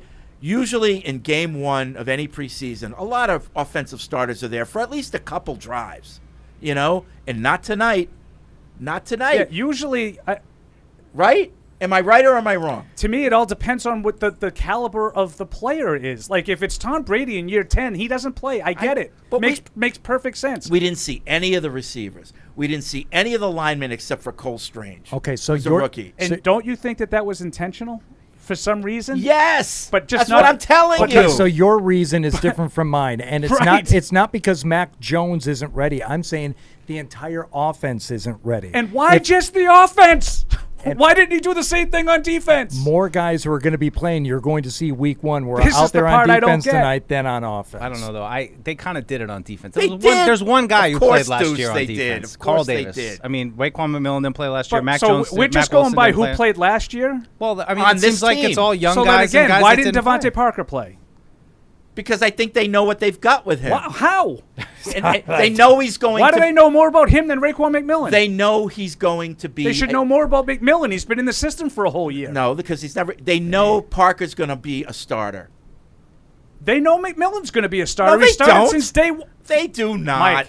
Mike, I'm with Fred on this one. Devontae Parker. You don't think Raekwon McMillan's going to start? No, I based do. on But what you've seen he's from coming day off one a of knee spring? injury, and he had never played for the Patriots before. I mean, that's what I'm talking about. And Devontae Parker's coming off a leg injury and has never played for the Patriots They before. know what they've but got he's with been him. healthy. Come I don't know. on. I mean, that's not even the one same. guy. I'm not telling you that Raekwon McMillan's a better player than Devontae Parker, although I could make that argument. No, I'm not. What I'm saying is there's no difference between those two players. Neither one of them has ever done anything for the Patriots. Well, one of them didn't play at all last year, and I mean, it was on rehabbing a knee injury for a full season. That's You want to see but what I thought you've got. this was about the Patriots, what they did for the Patriots. Right, no, Well, it that's just isn't about about what they played last did year. for the Who Patriots. played for the Patriots last Right. year? All right, so we're just going to keep moving the No, Well, I'll make a perimeters. special. Okay. I'll make a special all right. exception for Devontae Parker, the first-round pick, who has been starting on the outside for the whole time. Like a big free agent pickup. Raekwon McMillan has started since the first day of the spring, every single rep. Every rep. he was he's started been the with season on he's been with PUP. So I mean, he started still Did dealing you with watch rehab. the spring? He started on PUP. Fact, right? He didn't miss so a he practice, was still healthy. Mike. He was but he out wasn't there. doing everything. Mike, you was were on with PUP. me. No. This is unbelievable. Deuce Now- is right. Deuce is right. Hold your Like, ground. Don't let him bully you. This is the Don't single let him most bully idiotic. you. Like I watched. Now he's calling us idiots. I watched You're 5 calling us practices idiots. in the spring, and the guy lined up as the inside linebacker with Jawan Bentley, every single one of them. With shorts and T-shirts on. He opened up camp on PUP and never missed a practice. He was out there for the first practice, and now we missed time. All right. So one guy. Okay. Yeah. Okay, One he guy. missed time. There's a difference there, I guess. Yeah. Forget the 5 guys that played on defense. They're all different because we're just going to change the parameters of what it takes to be different. Yeah. I think if the offense, if the offense were gelling and Exactly. they didn't have to go back to taking the pads off 2 days into padded practices and say whoa. Hold on. We got to slow this down. Nobody's getting this, including the guys coaching it. We got to stop this. If that hadn't happened, everything is cooking along, I think they maybe, just maybe, would have gone against your philosophy that you think is now in place of treating game Hardy, 1 as game 4 and letting these guys go out there and play. But since they couldn't, let me finish, please, Fred. But you already said I agree with you. Since they didn't with the offense, they did essentially the same thing with the defense. They said, well, we don't want to make it obvious that we're only starting one over the other. And to Paul's point, they did start a couple guys on defense tonight. This is the long con, then. The long con. This is like Eugene Wilson getting the groin surgery. Chess and checkers. I'm going to bow out on this, and I'm just going to repeat what I said at the very beginning. I have absolutely no idea. Yeah, none of us do. I just don't like the fact that Mac Jones didn't play tonight. Yeah, I don't like it. And I'm going to just finish the way I started. Fred might have the exact reason. I'm not arguing against Fred's theory. I'm arguing basically if that's the theory, I don't like it. Right. That's all I'm saying. And Hardy, you might be right, but for that reason, I would want Mac in there. That they were disjointed and they had to take the pads off. I want him back in there. We've got to work on this, and this is an opportunity to work on it. So, for your reason, I would say I'd want Mac in there. And I just would say that I felt like, and you guys might be right, maybe there's a reason for every single individual. I just felt there were more regulars that played on defense, and he didn't play any of them on offense except for Cole. Well, and I know, Paul, you're going to jump on me, no, but I won't. I promise you. Even in the normal preseason times, usually you'd always see more defensive starters sprinkled in throughout the game because you had to have some guys out there, like whether it's a safety here or there or a corner there. I always thought it would be a guy like to me the Mitchell Butler thing. I can make an argument for that. Like, I'm not sure about this. Get back to what we talked about earlier in the show, Mike. Who's going to win out here? Is Jonathan Jones maybe a guy that we want to play on the outside? We got to figure out who we want to keep on the team. I feel like that between Mitchell and Butler. So, I can talk myself into each individual guy. So I'll relent to you guys on that, like the Raekwon McMillan and all that stuff. I can relent to you guys on that. It just doesn't make a lot of sense to me. I mean, it doesn't. And to this point, I could make the same argument about the offensive line and the running backs because I think they have sucked at the run and they sucked at the run. And as much as you want to see Mac Jones out there running the offense, I think the run game is just as much of a problem. I'd like to just as much see next week starting offensive line, Damian Harris, do we have this running game down? As much as I think it's important to get Mac Jones reps. And one thing that we haven't talked about is, listen, they've put pads on, but they haven't had a full 100% not like the Lions tackle. Yeah, no, that's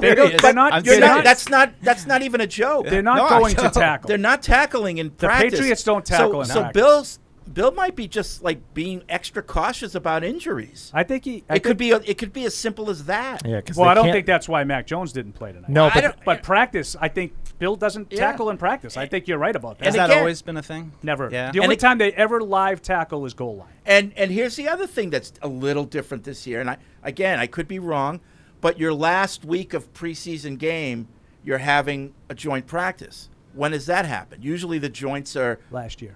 They had in week 3 they had a joint. Giants. Okay. This is what I was trying to say at the beginning.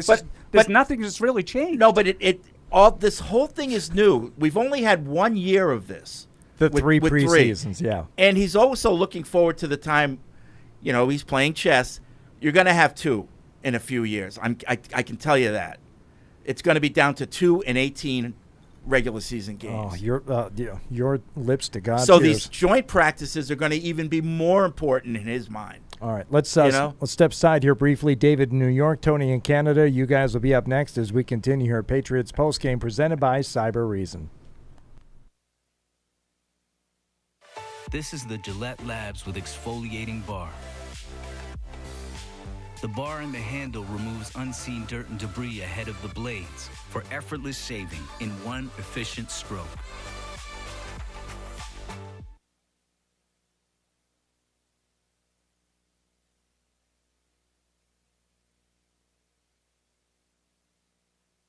Defending against cyber attacks requires seeing in the dark, understanding and ending every threat to your organization on computers, mobile, and the cloud. It takes Cyber Reason. End cyber attacks from endpoints to everywhere. Patriot Place is the region's #1 shopping, dining, and entertainment destination. Shop your favorites, including Vineyard Vines, Express, Olympia Sports, Petco, and more. Enjoy dining at one of our 19 restaurants, including Six String Grill and Stage, Scorpion Bar, and Bar Louie. And don't forget about the entertainment. Explore your inner artist at Muse Paint Bar, watch a movie at Showcase Cinema Deluxe, or grab a controller and start gaming at Helix Esports. For a complete directory listing, please visit patriot-place.com. In sports, if you think joy only happens after you win, think again. Look at the world's most successful athletes like Serena Williams, Brooks Koepka, and Alex Morgan. They don't spend all their days grinding away. They take time to enjoy themselves, like getting together with friends over a Michelob Ultra, because they know that happiness is the key to winning, and that joy is the whole game, not just the end game. Michelob Ultra. 95 calories, 2.6 grams of carbs. It's only worth it if you enjoy it. Enjoy responsibly. AB Michelob Ultra Light Beer, St. Louis, Missouri. There's no season better than football season. And there's no better place to get in on all of the action than with DraftKings, the official daily fantasy sports partner of the New England Patriots. To add to the thrill, DraftKings has millions of dollars in prizes up for grabs every week. So head to the app now and check it out. If you haven't tried it yet, fantasy football is easy to play. Just pick 9 players, stay under the salary cap, and pile up points for yards, touchdowns, receptions, and so much more. There's no better way to put your football knowledge to the test than to compete for a shot at $1 million in total prizes. Download the DraftKings app now and use promo code PATS to get a shot at millions of dollars in total prizes every week. That's promo code PATS to get a shot at millions of dollars in total prizes every week, only at DraftKings. Eligibility restrictions apply. See DraftKings.com for details. Join the conversation by calling the Ace Ticket hotline at 855-PATS-500 or email the show at webradio@patriots.com. I don't know. This will be a great point of debate a week from now when the season's over and dive into all right. Sorry. See, that's or 2 weeks. Live from our studios inside Gillette Stadium, here's Hardy. I can't believe the conversation that's taking place right now. I really can't. What does a radio DJ do? It's What exactly is it that you do here? Do you sing along with the songs? You have to turn your microphone on, boss man Fred. Your microphone is not on. We can't hear a word you're saying. The mic is off. Oh, I didn't know we were on TV. Yes, on the we're radio. absolutely on. Are we on TV? As the original podcaster, you should know when you're on the air. I thought we were still at the break. Patriots Postgame presented by Cyber Reason. Let's go to the phones. We'll go to David in New York. Patriots lose their preseason opener tonight to the Giants. Go ahead, David. What do you have for us? Hey, can you guys hear me? Yes.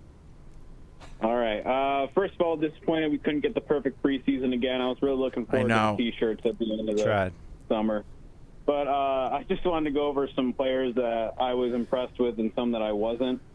So I was pretty impressed with the brief time we got to see Terence Mitchell. Mm-hmm. I thought he played pretty well. And Mac Wilson, Cameron McGrone especially, I think was pretty impressive, as well as Jack Jones. But some things that I was disappointed with, pretty much all the running backs. You couldn't really get any running game going. Then Joejuan Williams, I've not really been a fan of his for a while. So seeing this tonight has really furthered that narrative. And then pretty much I think it was like our third string safeties. I think we might have been Brad Hawkins. I wasn't expecting much, but they didn't really play well in my opinion. Then the entire run defense just couldn't stop the run. All right, David. I mean, you're echoing a lot of the stuff that we said in the the good and the bad segment, but when you're getting to third string safeties and you weren't expecting much, you didn't see much. That's okay. I mean, that's. I actually thought one of those, and Freddie brought him up early in the show, was Jalen Elliott. Mm-hmm. I thought he did show up. Golden Domer. All right. Yeah, the Notre Dame guy. Tony in Canada now on the Patriots Postgame show. What's up, Tony? Hi guys, how you doing? Really good. What's up?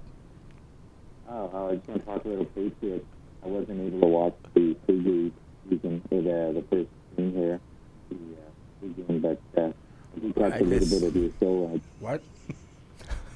What happened? Tony, you got a bad connection, and you couldn't watch the game anyway. We thank you for calling. Sounded like Dan Campbell trying to whoop up the troops.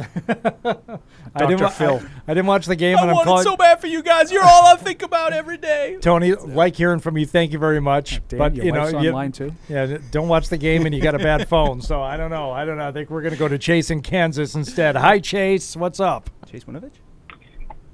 What's up, guys? How we doing? Excellent. Thanks. Good. Yes, did you guys see that Thornton did like a crack block in the first quarter? Yeah, we were talking about that. So is that like Neil Harry, 2.0 right there? Boxing up the safety like that? Yeah, except for Thornton can get open and catch the ball. He's not as good of a blocker, though, so, point Harry on that one, I guess. Right. Winning. I thought we were trying to get him killed there. Pretty much. I did, too. Pretty much any receiver that was in the game tonight for the Patriots was an upgrade over Harry. I'm not kidding. Oh, we're absolutely we're right. The dead horse. I'm just glad that we can all say it now. He's got another. But we have evidence. I mean, like, right down to little big Jordan Humphrey. I know. Well, it's just a reminder of it's not as impossible as you talk yourself into with how difficult it is. It's just sometimes guys are good and they get it. By the way, I'm not sure if you guys tallied up the over-unders, but same as it ever was. Paul 4-2, Hardy and Mike 2-4. 2-4. All right. Well, I'll take it. How about that? How about acid? Bailey Zappi, though, going over. All of us taking a loss. We all on lost Bailey on that Zappi. one. And I also lost on the Daniel Jones series. Yeah, what do you have, 2? He did 2. Yeah. You won that one, Mike. Yep. I thought for sure I was golden on that when they had a long touchdown drive to open. I was like, he ain't coming back out. I thought I was with you more than I was against you on the over-unders, Paul. That's unfortunate. Okay. All right, let's hear what Bill Belichick had to say. We already heard a little bit from Fred, and Paul shared a couple of things, but we got a few minutes of the head coach in the postgame press conference after the 23-21 preseason opener loss to the Giants here at Gillette Stadium. Here is the head coach. We thought we got a lot of good work in all 3 phases of the game, and obviously got to look at a lot of people that haven't played a lot for us, and so whatever their individual situation was, that was probably the common theme with all those players. Good to be out there, good to be playing and going through that process. And there's a lot of things we'll learn from tonight, and work on this week, try to improve next week, and the next game opportunity we have. But thought the players responded well to the competition. And, it was pretty evenly matched game. There's a lot of good situations, and got a lot we can learn from. So. That's what we'll do. Reminder, raise your hand. We'll pass the mic to you if you have questions. Joe Chiara. Hi, Bill. Just your thoughts on Bailey in coming in. Obviously, struggled a little bit earlier in the first half, but to calm down and play the well he did in the second half. What are your thoughts on his performance tonight? Yeah, I thought it was calm all night. Yeah. Again, we're all going to learn from things. He'll learn from things. Made some good plays. There's some other things that it's part of the learning process. Hey, Bill. We saw both Matt Patricia and Joe Judge taking turns on play call duty tonight on the offense. Is that the plan moving forward, having them switch back and forth? And do you plan on naming a single guy or going with both? Yeah. Well, we did this game. We did a lot of things in this game that are going to be beneficial in the long run. So whether it's on the coaching staff, playing time, position players played, and so forth. I mean, that's all part of the process. Andrew Callahan to your right. Bill, what were some of the benefits of having Joe and Matt call plays tonight? I thought it would be a good opportunity for us to do that.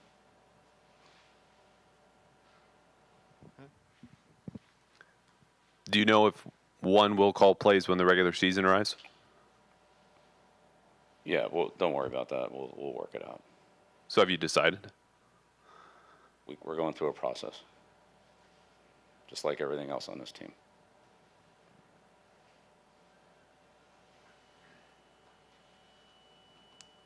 Questions?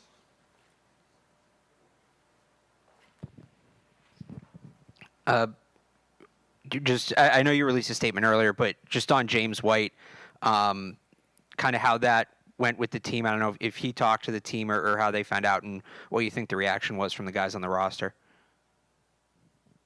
I talked to James, and I conveyed that, his decision to the team. That was a few days ago, and then James released a statement today. Sure, I'm sure he'll have more to say about that. I'll leave that to him. And look, he was a tremendous player for us, tremendous person. There's not enough complimentary things to say about James White. He could be here all night and still have time left over. So, ultimate team player, huge in big games, as professional as they come, and on and on and on. So, but respect his decision, and I'll leave any comments about his decision to him.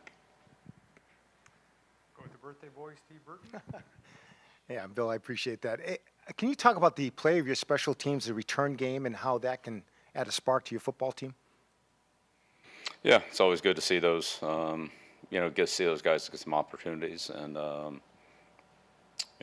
think both teams kind of wanted to kick and cover. And, there wasn't, the plus 50 is plus 50, but there wasn't as much situational kicking. So it gave, everybody a good chance to rush the punts, or return the punts, cover the kickoffs, return the kickoffs, and all that. So just part of the evaluation. Again, I think there were some good things, some things I'm sure we could do better. And, again, there wasn't a lot of, like in that area, scheming or anything. We're just running our basic things. They're running their basic things and evaluating the players and how they did. So, but, Miles had, looked like he had a couple nice runs in there. And so that was good to see. Thank you. Bill, we saw David Andrews.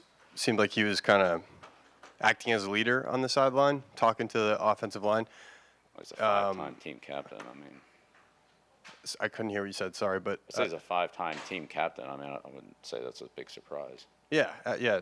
So I just wondered, with Matt Patricia kind of rotating through, did you all ask him to do that, or did he just take the initiative? No, we had good leadership from all our veteran players. A whole lot of different guys out there. They were great on the sideline, encouraging the players who were playing and, trying to help them out. Coaches are trying to do their job, but at the same time, the veteran players were very supportive and with great instruction and, and help. I go right down the line, but there's a lot of guys that didn't play.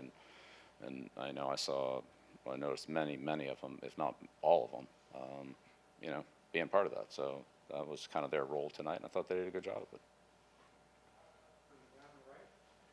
Bill, you just talked about Taekwon Thornton's touchdown. It looked like he got pretty good separation there. Yeah, on a scramble, it looked like he just came back out of the route when Bryant scrambled to his right, and Taekwon came back out, and that was a good red area scramble play. It's fairly common. Those happen a lot, but they did a nice job executing it. Yeah, Yanni Kajust obviously didn't play a lot his first few years, but looks like he's been playing well in training camp and looked like he played well tonight before he got hurt, it looked. But what have you seen from him so far this summer? Yeah, this is the best camp he's had. He's been very competitive and, worked hard in the off seasons in good condition. So we'll see how things turn out here. But, it's good to have him back out there and, hopefully, it's what he had tonight isn't serious. Bill, how did you feel the communication went offensively with both Matt and Joe relaying signals in there tonight? Yeah, I don't think the communication was a problem. We had 12 men on defense on one play, but otherwise the play clock was we had plenty of time for the most part. We had a couple injuries and a couple of substitution issues, but overall, those are more. It wasn't the operation. It was guys, guy being hurt or. A substitute, because that caused some other substitution things. So we can clean that up a little bit. But, yeah, I thought we were on the ball pretty quickly. I had plenty of time to operate. And, we had to audible a few times. We were able to do that. So, there's plenty of room for improvement. I'm not saying we're there yet, but getting there. Yeah. And just really quickly, just to follow up, if I could, you mentioned earlier with the offensive play caller, you're going through a process. What do you need to see to make a final decision? We're going through a process. Simple as that. Okay. It's just a little bit of an unusual situation for us that have watched you guys before, and so. What do you want me to do? I guess we're just looking for a little clarity as to why we're seeing what we're seeing. Yeah. Going through a process. Okay. All right. Thank you. It's just cringe. Well, so there you go. There's your head coach, Bill Belichick, after the I game came to here the tonight. realization that Bill's press conferences sometimes are very similar to Paul and Fred arguing. No, but listen, Makes everyone else Don't tell me what uncomfortable. I need to be worried about. No, you don't worry about that. I'll worry about Well, listen, this. I give credit to the guys at this conference for, sticking with that. Phil at the end, hanging in there. in particular, Yeah. because he knew that he was already sort of persnickety about now, it. And this now makes me worried. Up to this point, now that I've heard it out of his mouth that it is a process and he doesn't know what the plan's going to be, according to these answers. Now I'm a little worried because not so much that, they'll figure it out, but to me, I'm thinking Joe Judge wants to do it. Patricia wants to do it. I think and one of them is might be not onto going to something be able to do it. And I'm worried about egos. Yeah, you might be onto something there. I like the way Phil said it at the end. It's like, well, it's not something that we're accustomed to. I think Bill. I mean, and I know he's smart enough to understand why people are. Of course, you know what I mean? of course he knows, he's but being obtuse intentionally. But if you got to get the question on record, and it's so easy to come up with the perfect answer now in that moment. I wouldn't have done as well as Phil did. But now in the moment when Bill says, "What do you want from me?" I said, "Oh, a little clarity as to why it is somehow beneficial to have two different guys sending in the plays at this late stage." Right, and I know it's only preseason game number 1, but you guys have been in camp for a bit and you've been working on this season for even longer. So how is it in any way beneficial to have two different guys doing a job that only one will be doing in a few weeks? Let's just say it is an audition. It's a tryout for both of them. How are you going to really know until the regular season who's good, unless one is just incredibly bad now, which I don't think either one of them is probably incredibly bad. So how are you going to know? Yeah, how do you evaluate How do you in the preseason, evaluate the this? play calling, especially when you have backups maybe trying to execute the play? It might have been the right play call, but With they no didn't game plan execute to it go to correctly. fall back on? There's no flow. Yeah. There's no setting up for a play later on in the game, which we know is important. Just as an example, right? Just the way that game unfolds. There's no scheming. And how different it is on a night like tonight than it will be in the regular season. There was 2.5 minutes left in the game tonight. The Giants were just running the ball. He didn't call timeout. Bill didn't use any of his timeouts. Yeah. Like that would have forced the Giants to get an extra first down to kick that field And goal. who gets to call the plays? And I do too. Who gets to call the plays in that last drive? Right. Like it was almost like, we don't really want to. Maybe he'll miss the field goal and we'll win the game anyway. Okay, so now I'm a little concerned. Yeah, just like that. Yeah, no. I as you know, I've been concerned all along. But like right there, so Hardy, like you set that up perfectly. Phil's looking for some clarity, and back to our point about like why Mac didn't play tonight. Like whatever, if you give me a reason, I might think it's a good one, and I might not. But with no reasoning, and why is that why was that beneficial was one of the questions earlier, and his answer was we thought this was an opportunity to get both to do both. Right. That's not a benefit. No, that's of course that's not an answer and to I know, the question. like I said, I know he's doing it on purpose. He's not. It's the same as it's in the best interest of the team. Right. It's the same type of answer. So if he gives me an answer to that question, maybe someone says, "Huh, I never looked at it that way." Right. I never looked at it that way. Mm-hmm.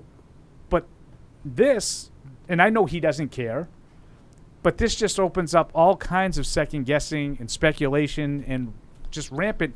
And I'm sorry, I don't think that's good for his team. I don't think that's good for his players to hear people constantly wondering, what the hell are you doing? Exactly. How is this set up? Yeah. How is this structured? And you see people around, it's not just idiots like us. It's people around the league, people who played in the league that are openly wondering, how is this going to work and why would you set it up that way? Especially with all the people that are here. I just have become more aware of it, how the people who are here drive the conversation and everyone nationally grabs onto that and it blows up from there. I just wonder if it doesn't go well this year with this, how do you get out of it? And how do you get out of it? And you How also do you right the ship? I mean, after you also have to wonder, how do we get here? Like, is it that he really thought he was going to have Bill O'Brien, and Bill O'Brien says, I'm not leaving because I made a commitment, and so he was stuck without a backup plan. Even that worries me because Right. Well, yeah. to your point, Mike, you're you're stuck with it. If this doesn't work, then what? What do you know what?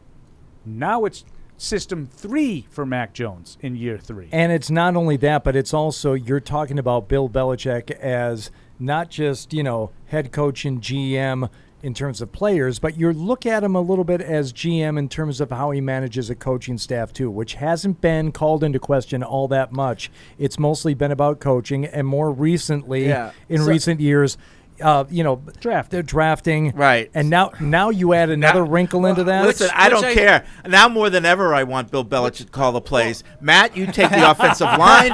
Joe Judge, you take the quarterback. Freddie, I'll call the plays. Out of those 3 options, I think far and away the best option would be Bill. calling the plays. But that's what kills me, Hardy, is that it looks like they got some players in these last couple drafts, right? Yeah. It looks like they got some guys, and now we finally right that ship? We're gonna screw it up by not giving them the best situation for them to succeed. That's what's annoying. Well, one of those players spoke at length after the game, and that would be the quarterback who took the majority of the snaps tonight, Bailey Zappi. We'll hear from him next here on the Patriots Postgame Show presented by Cyber Reason. And so this is the Gillette Labs with exfoliating bar. The bar and the handle removes unseen dirt and debris ahead of the blades for effortless shaving in one efficient stroke. Defending against cyber attacks requires seeing in the dark, understanding and ending every threat to your organization on computers, mobile, and the cloud. It takes Cyber Reason. End cyber attacks from endpoints to everywhere. Patriot Place is the region's #1 shopping, dining, and entertainment destination. Shop your favorites, including Vineyard Vines, Express, Olympia Sports, Petco, and more. Enjoy dining at one of our 19 restaurants, including 6 String Grill and Stage, Scorpion Bar, and Bar Louie. And don't forget about the entertainment. Explore your inner artist at Muse Paint Bar, watch a movie at Showcase Cinema Deluxe, or grab a controller and start gaming at Helix eSports.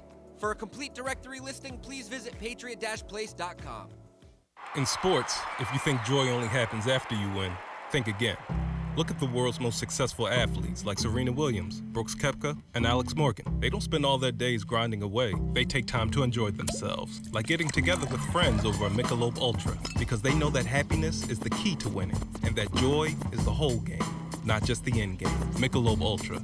95 calories, 2.6 grams of carbs. It's only worth it if you enjoy it. Enjoy responsibly. AB Michelob Ultra Light Beer, St. Louis, Missouri.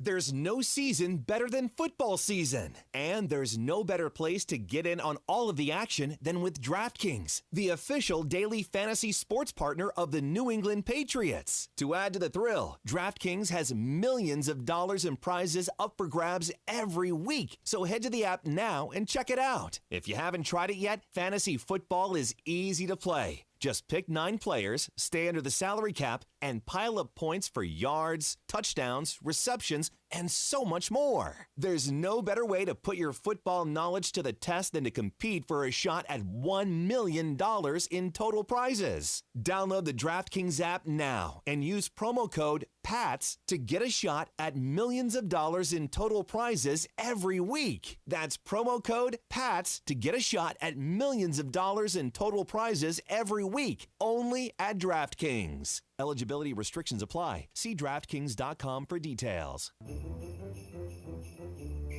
Join the conversation by calling the Ace Ticket hotline at 855-PATS-500 or email the show at webradio@patriots.com.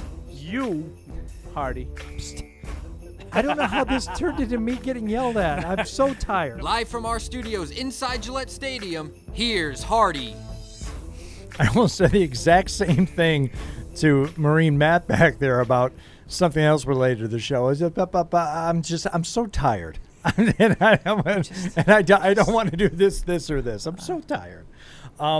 That was an exhausting game for a game where the outcome really didn't matter a whole lot. You know, you just mentioned the unwillingness to call a timeout and change things, which, by the way, I'm okay with. Let's not prolong this God, thing. no. I know. No, that wasn't. I wasn't questioning it's strategy. It's exhausting, and it's exhausting to hear what Bill thinks is a battle of wits and a war of words. It's like it's not. We just know you're avoiding it altogether. But the David Andrews question was hysterical too. It's like, how about David Andrews over there coaching up? He's a 5-time captain, idiot. I'm like, yeah, you know what? I saw every veteran over on the sideline holding position group meetings during this. Oh no, actually I didn't. It was only David Andrews.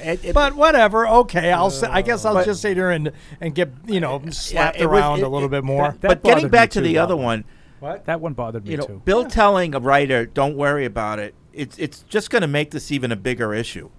It's going to do the opposite. Right. But it's just like it's such a one-way street. Like I would never off air. I would never tell the head coach, Bill, don't worry about the game plan against Miami. It'll work itself No, but out. you would never tell the head coach, "Don't worry about what I just wrote." Right. I'll write it. Fred. You play football. No, I'll write it. But that's my point. Like you would never tell the coach what he should or shouldn't be concerned with. Right. Anyone. And he should never be able to tell you that either. Right. It's dismissive.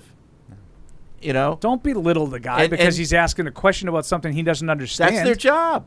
Right. Just say it'd be better I don't want to answer that right now. Yeah, that would be absolutely. more polite than say, "Don't worry about it." I don't care who it is. Like you say it to a student, teacher saying it to a student, or me saying it to somebody that works for me. It's dismissive. It's not polite. He doesn't owe the reporter the answer. No, but he does owe him. You can understand why they're asking. Respect for why you're asking. And by telling them not to worry about it isn't going to stop them from worrying about it. It's going to make it worse. Well, I'll tell you someone else tonight that really ruffled some feathers. Bailey Zappi got up there, and he has just given everyone the business. Uh-oh. Wait till you hear Won't you come home, Bailey Zappi? This kid is a problem, and he's going to let you know right out of the gate. Here is the quarterback tonight in his post-game press conference. Okay, we'll start with Alan. Bailey, one of the things that young players talk about when they have their debut against another team, as you did tonight, is the difference in the speed of the game between college and professional, even in the preseason. So this is your first action tonight against other players. Did that factor in tonight to you, or did you say, "God, this is a little faster than I'm used to," or how'd you go about that? Yeah, I know. I want to say something real fast before I answer that question. I want to congratulate James White on an amazing career in his retirement. I've only been here for 4 or 5 months. I've only known him for that long, and just to be able to be in the facility with him, be able to see how he carried himself, and kind of learn many things from him and how he prepared. It's really something I'm going to try to carry on. Back to your question, my coaches, my teammates helped me a lot throughout. We all helped each other out throughout this last week of practice, trying to get us rookies used to the speed of the game, get us ready for the preseason game. And, we had a bunch of good things happen this evening and a bunch of bad things or mistakes that we made. And, we're going to correct those tomorrow and this next week. Hey, Bailey. Brian was talking earlier about how he was really just focusing on the plays coming in the headset. But as someone coming in from the outside, was it explained to you guys how that Matt was going to be focusing on the play calling when Brian was on under center and Joe was going to be calling the plays for you? Like, how was that communicated to you guys? Yeah, to be quite honest with you, it really doesn't matter to me. I'm more focused on the play that's coming in, focused on communicating to my teammates what the play is, and then going forward of looking at what the defense has given us. And that's my main focus.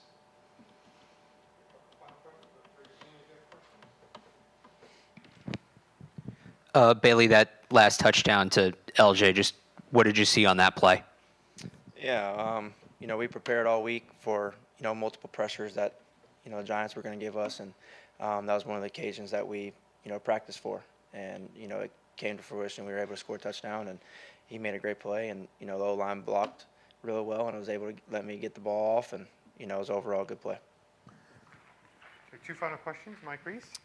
Bailey, no pressure. He's not watching or anything, but what have you noticed about your fellow rookie, Taekwon Thornton, the receiver, in terms of what he brings to the team? Yeah, we just, I'll just direct it to the whole receiving core that we have. Top to bottom, we have a bunch of great guys that can make great plays, that can do everything that you can, really dream of for having a receiver. and he's one of those guys. And like I said, we have many of them on our roster. Honestly, all of them can do many things, and we have a great receiver core. Bailey, I want to ask about your confidence and comfort levels. The game went along. It's kind of related to the first question. I mean, coming back out of the half and then late in the game being able to run the hurry-up offense, no huddle. How much more comfortable did you feel in that series? I guess in each succeeding series, and how important too, preceding that was the time you had last week when Bryant was out and you got all those reps in practice. Yeah, I mean, kind of just as the game went on, like you said, and you just get more and more comfortable. And the more times I come off, come to the sideline, I talk to my coaches, talk to my teammates about what they saw, what they're seeing, and, just going back on the drive and, just having that next play mentality. And that's kind of what, my coaches, my teammates, we all try to, communicate to everybody is having that next play mentality and moving on from what happened prior and moving on to the next one and, trying to do our best, do our job. Thank you, Bailey. There we go, Bailey Zappi. Okay, so apparently not at all combative with the media. I was kidding. I was kidding, of course. That kid can do it. He's actually really good for that kid can do it. That's how it's done. He speaks Patriots. So boy, does he ever. I just direct the question to the whole team, actually. Everyone's really good. Yeah. But even I thought he handled what I thought was a really good question by whoever asked it about the play calls and how is that communicated to you. It doesn't really matter to me. It doesn't matter if the play comes in. Just a voice in I mean, my ear. Defers has a nice statement on James White, only been in the building 4 or 5 months, being in the same room with him. Shows It's his an respect honor. for his elders. That's He's right. down it. And in terms of speed of the game, struck a nice tone. I tell you what, that first answer too.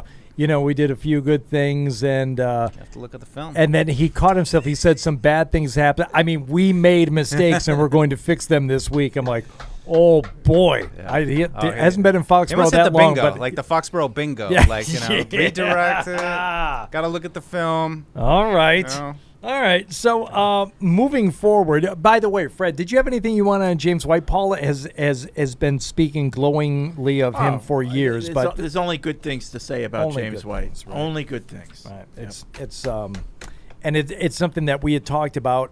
No, I said earlier when we were on the air earlier today on the Sports Hub that I said it was never a question as to whether or not his presence here was going to be negative in any way. It was only a question kind of like, Gronkowski's being discussed down in Tampa right now. It's like, well, you wouldn't say no. The only question is how much is he going to be able to contribute if he comes back and plays? And that was for James. It's like, well, whatever he does is going to be good. At least that was my belief. Just how much of it is he going to be willing to do at this point in his career? So it is a shame that the Patriots will not have access to his particular skill set and all the stuff that he's brought the team over the years. But good luck in retirement. Something tells me. What do you think he'll we're going to do? see James White around? Hope so. What do you I think so. What would you do if you're James White now that you're not playing football? I feel like he's going to go live the quiet life and not really be involved in all this anymore. I don't know, for no reason. But yeah, I mean, he's had a think tough I do- few years. I I mean, think I do a losing his podcast. dad and I don't know. Unless he is a different person, Podcast. I don't see him Podcast. having the personality for the media. Like he's not gregarious he's enough. quiet. He's No. nice and he laughs but he's not like, I just think it's been a really tough couple of years for him, losing his dad, having a major hip injury, and I don't know. I think he needs to kind of just disconnect for a little bit and then reset. Yeah, All right. decompress. Final thoughts on the game tonight, Paul. You're up first. Again, like we started at the top of the show, I thought there were some individuals that stood out for a positive way. Guys like Trey Nixon, Christian Wilkerson, Taekwon Thornton offensively. Bailey Zappi had his moments defensively. Not as many, but I thought there was some guys. Freddie's guy, Jalen Elliott, kind of coming out of nowhere and making a couple of nice open field tackles. So good individuals, back and forth. Some guys that flashed. Fred? Yeah, I want to see. I want to see starters, and I want to see some of the guys we saw tonight mixed in with them, particularly on defense, to see if they can do anything. So, I mean, tonight was just. It was game 4. Dress rehearsal. Yeah. It feels like we're underway, but I think the next 2 weeks are really going to be telling, and I feel like this whole operation of the offense, it's got to start to look better. Or Question else in the these back? are gonna By get the way, louder. Mr. Kirsch? We should take this opportunity to remind people that Steve next Burton's week birthday? for joint practices, Tuesday and Wednesday, we will be live during the practices. You're looking Yeah. live. 3 more practices: Monday, Tuesday, Wednesday. Tuesday, Wednesday are joints, and that'll close it out for here. We'll at have live Gillette. Patriots Unfiltered as we did at the beginning of camp. Yeah, I think we learned a couple of things about a couple of players tonight, and while maybe when it comes to who's sending in the plays, we have more questions, it's not that we ended up with more questions than answers tonight. It's just all the big questions that we had remain unanswered. Well, I have some. After this my game. questions got answered, and now I'm concerned. No, I mean It's like Bizarro post-game show. Fred is the one who's concerned. So for next week, once again, you guys are live during the thing. Yeah, during right, training exactly. camp. Yeah, exactly. All right. Perfect. All right. But Fred's big announcement there moments ago. Oh. You heard him say it. back to your music. So are you educating people between the songs? Like, you know, Have you ever listened to a rock radio station? Yeah, but they're different. Song Some are- ends, He's right? a professional DJ. I listen to him all the time. He's excellent. No, but I mean, like he some knows- are just like, you know, they play the song, then they do Oh, a that was commercial. This Is. You know, but He's got are you banter. like taking time between each song to give like the Casey history Kasem. of the song? It's not and- NPR, but Well, that's what I want to know. Like, what's No. the style of the show? It's a rock radio show, and I put in little nuggets, and sometimes it's Right. Sometimes it's info, sometimes it's trivia, but I do it in I do it with a great deal of brevity. You know, yeah, I'm not gonna take up a lot of your time like I am right now. So it's not like your golf show, because I was wondering. Oh, because I was wondering, That sounds like a shot. You could blend your golf show with this music show. So in between songs, you're giving golf tips. This is why we have to go an extra hour. I would like to blend some Ambien with my pillow right about now. So if you don't mind, the final score for the final time. Leave the laptop here, by the way. What day did I drop the laptop off, Morel? Because of Crybaby Kirsch. Crybaby Kirsch. That's what I People called are walking you. off with our equipment. That's mine. It was before today. It was long before today. I never doubted you, Hardy. So next week, make sure you listen to these guys live during the training camp, and then we'll be back next Friday night for the next. You're going to be preseason doing a game. show again? It could be someone else. I don't know. This isn't the Kirsch- final show for the final time. No, Kirsch is meeting with other guys behind my back, and I Behind think your he's- back, you yeah, sent he's- them to me. Just gotta have somebody on deck. That's all. Final score for the final time: Patriots 21, Giants 23. Such a jerk. That's for you, Paul. Thank you for listening and watching. Thanks, Mom. Thank you for downloading this podcast. Subscribe on Apple, Google Play, and everywhere else you listen. Like the show? Please rate and review us. Listener comments and ratings help keep us high in the podcast rankings so new listeners can find us. Be sure to check patriots.com for more news and more podcasts.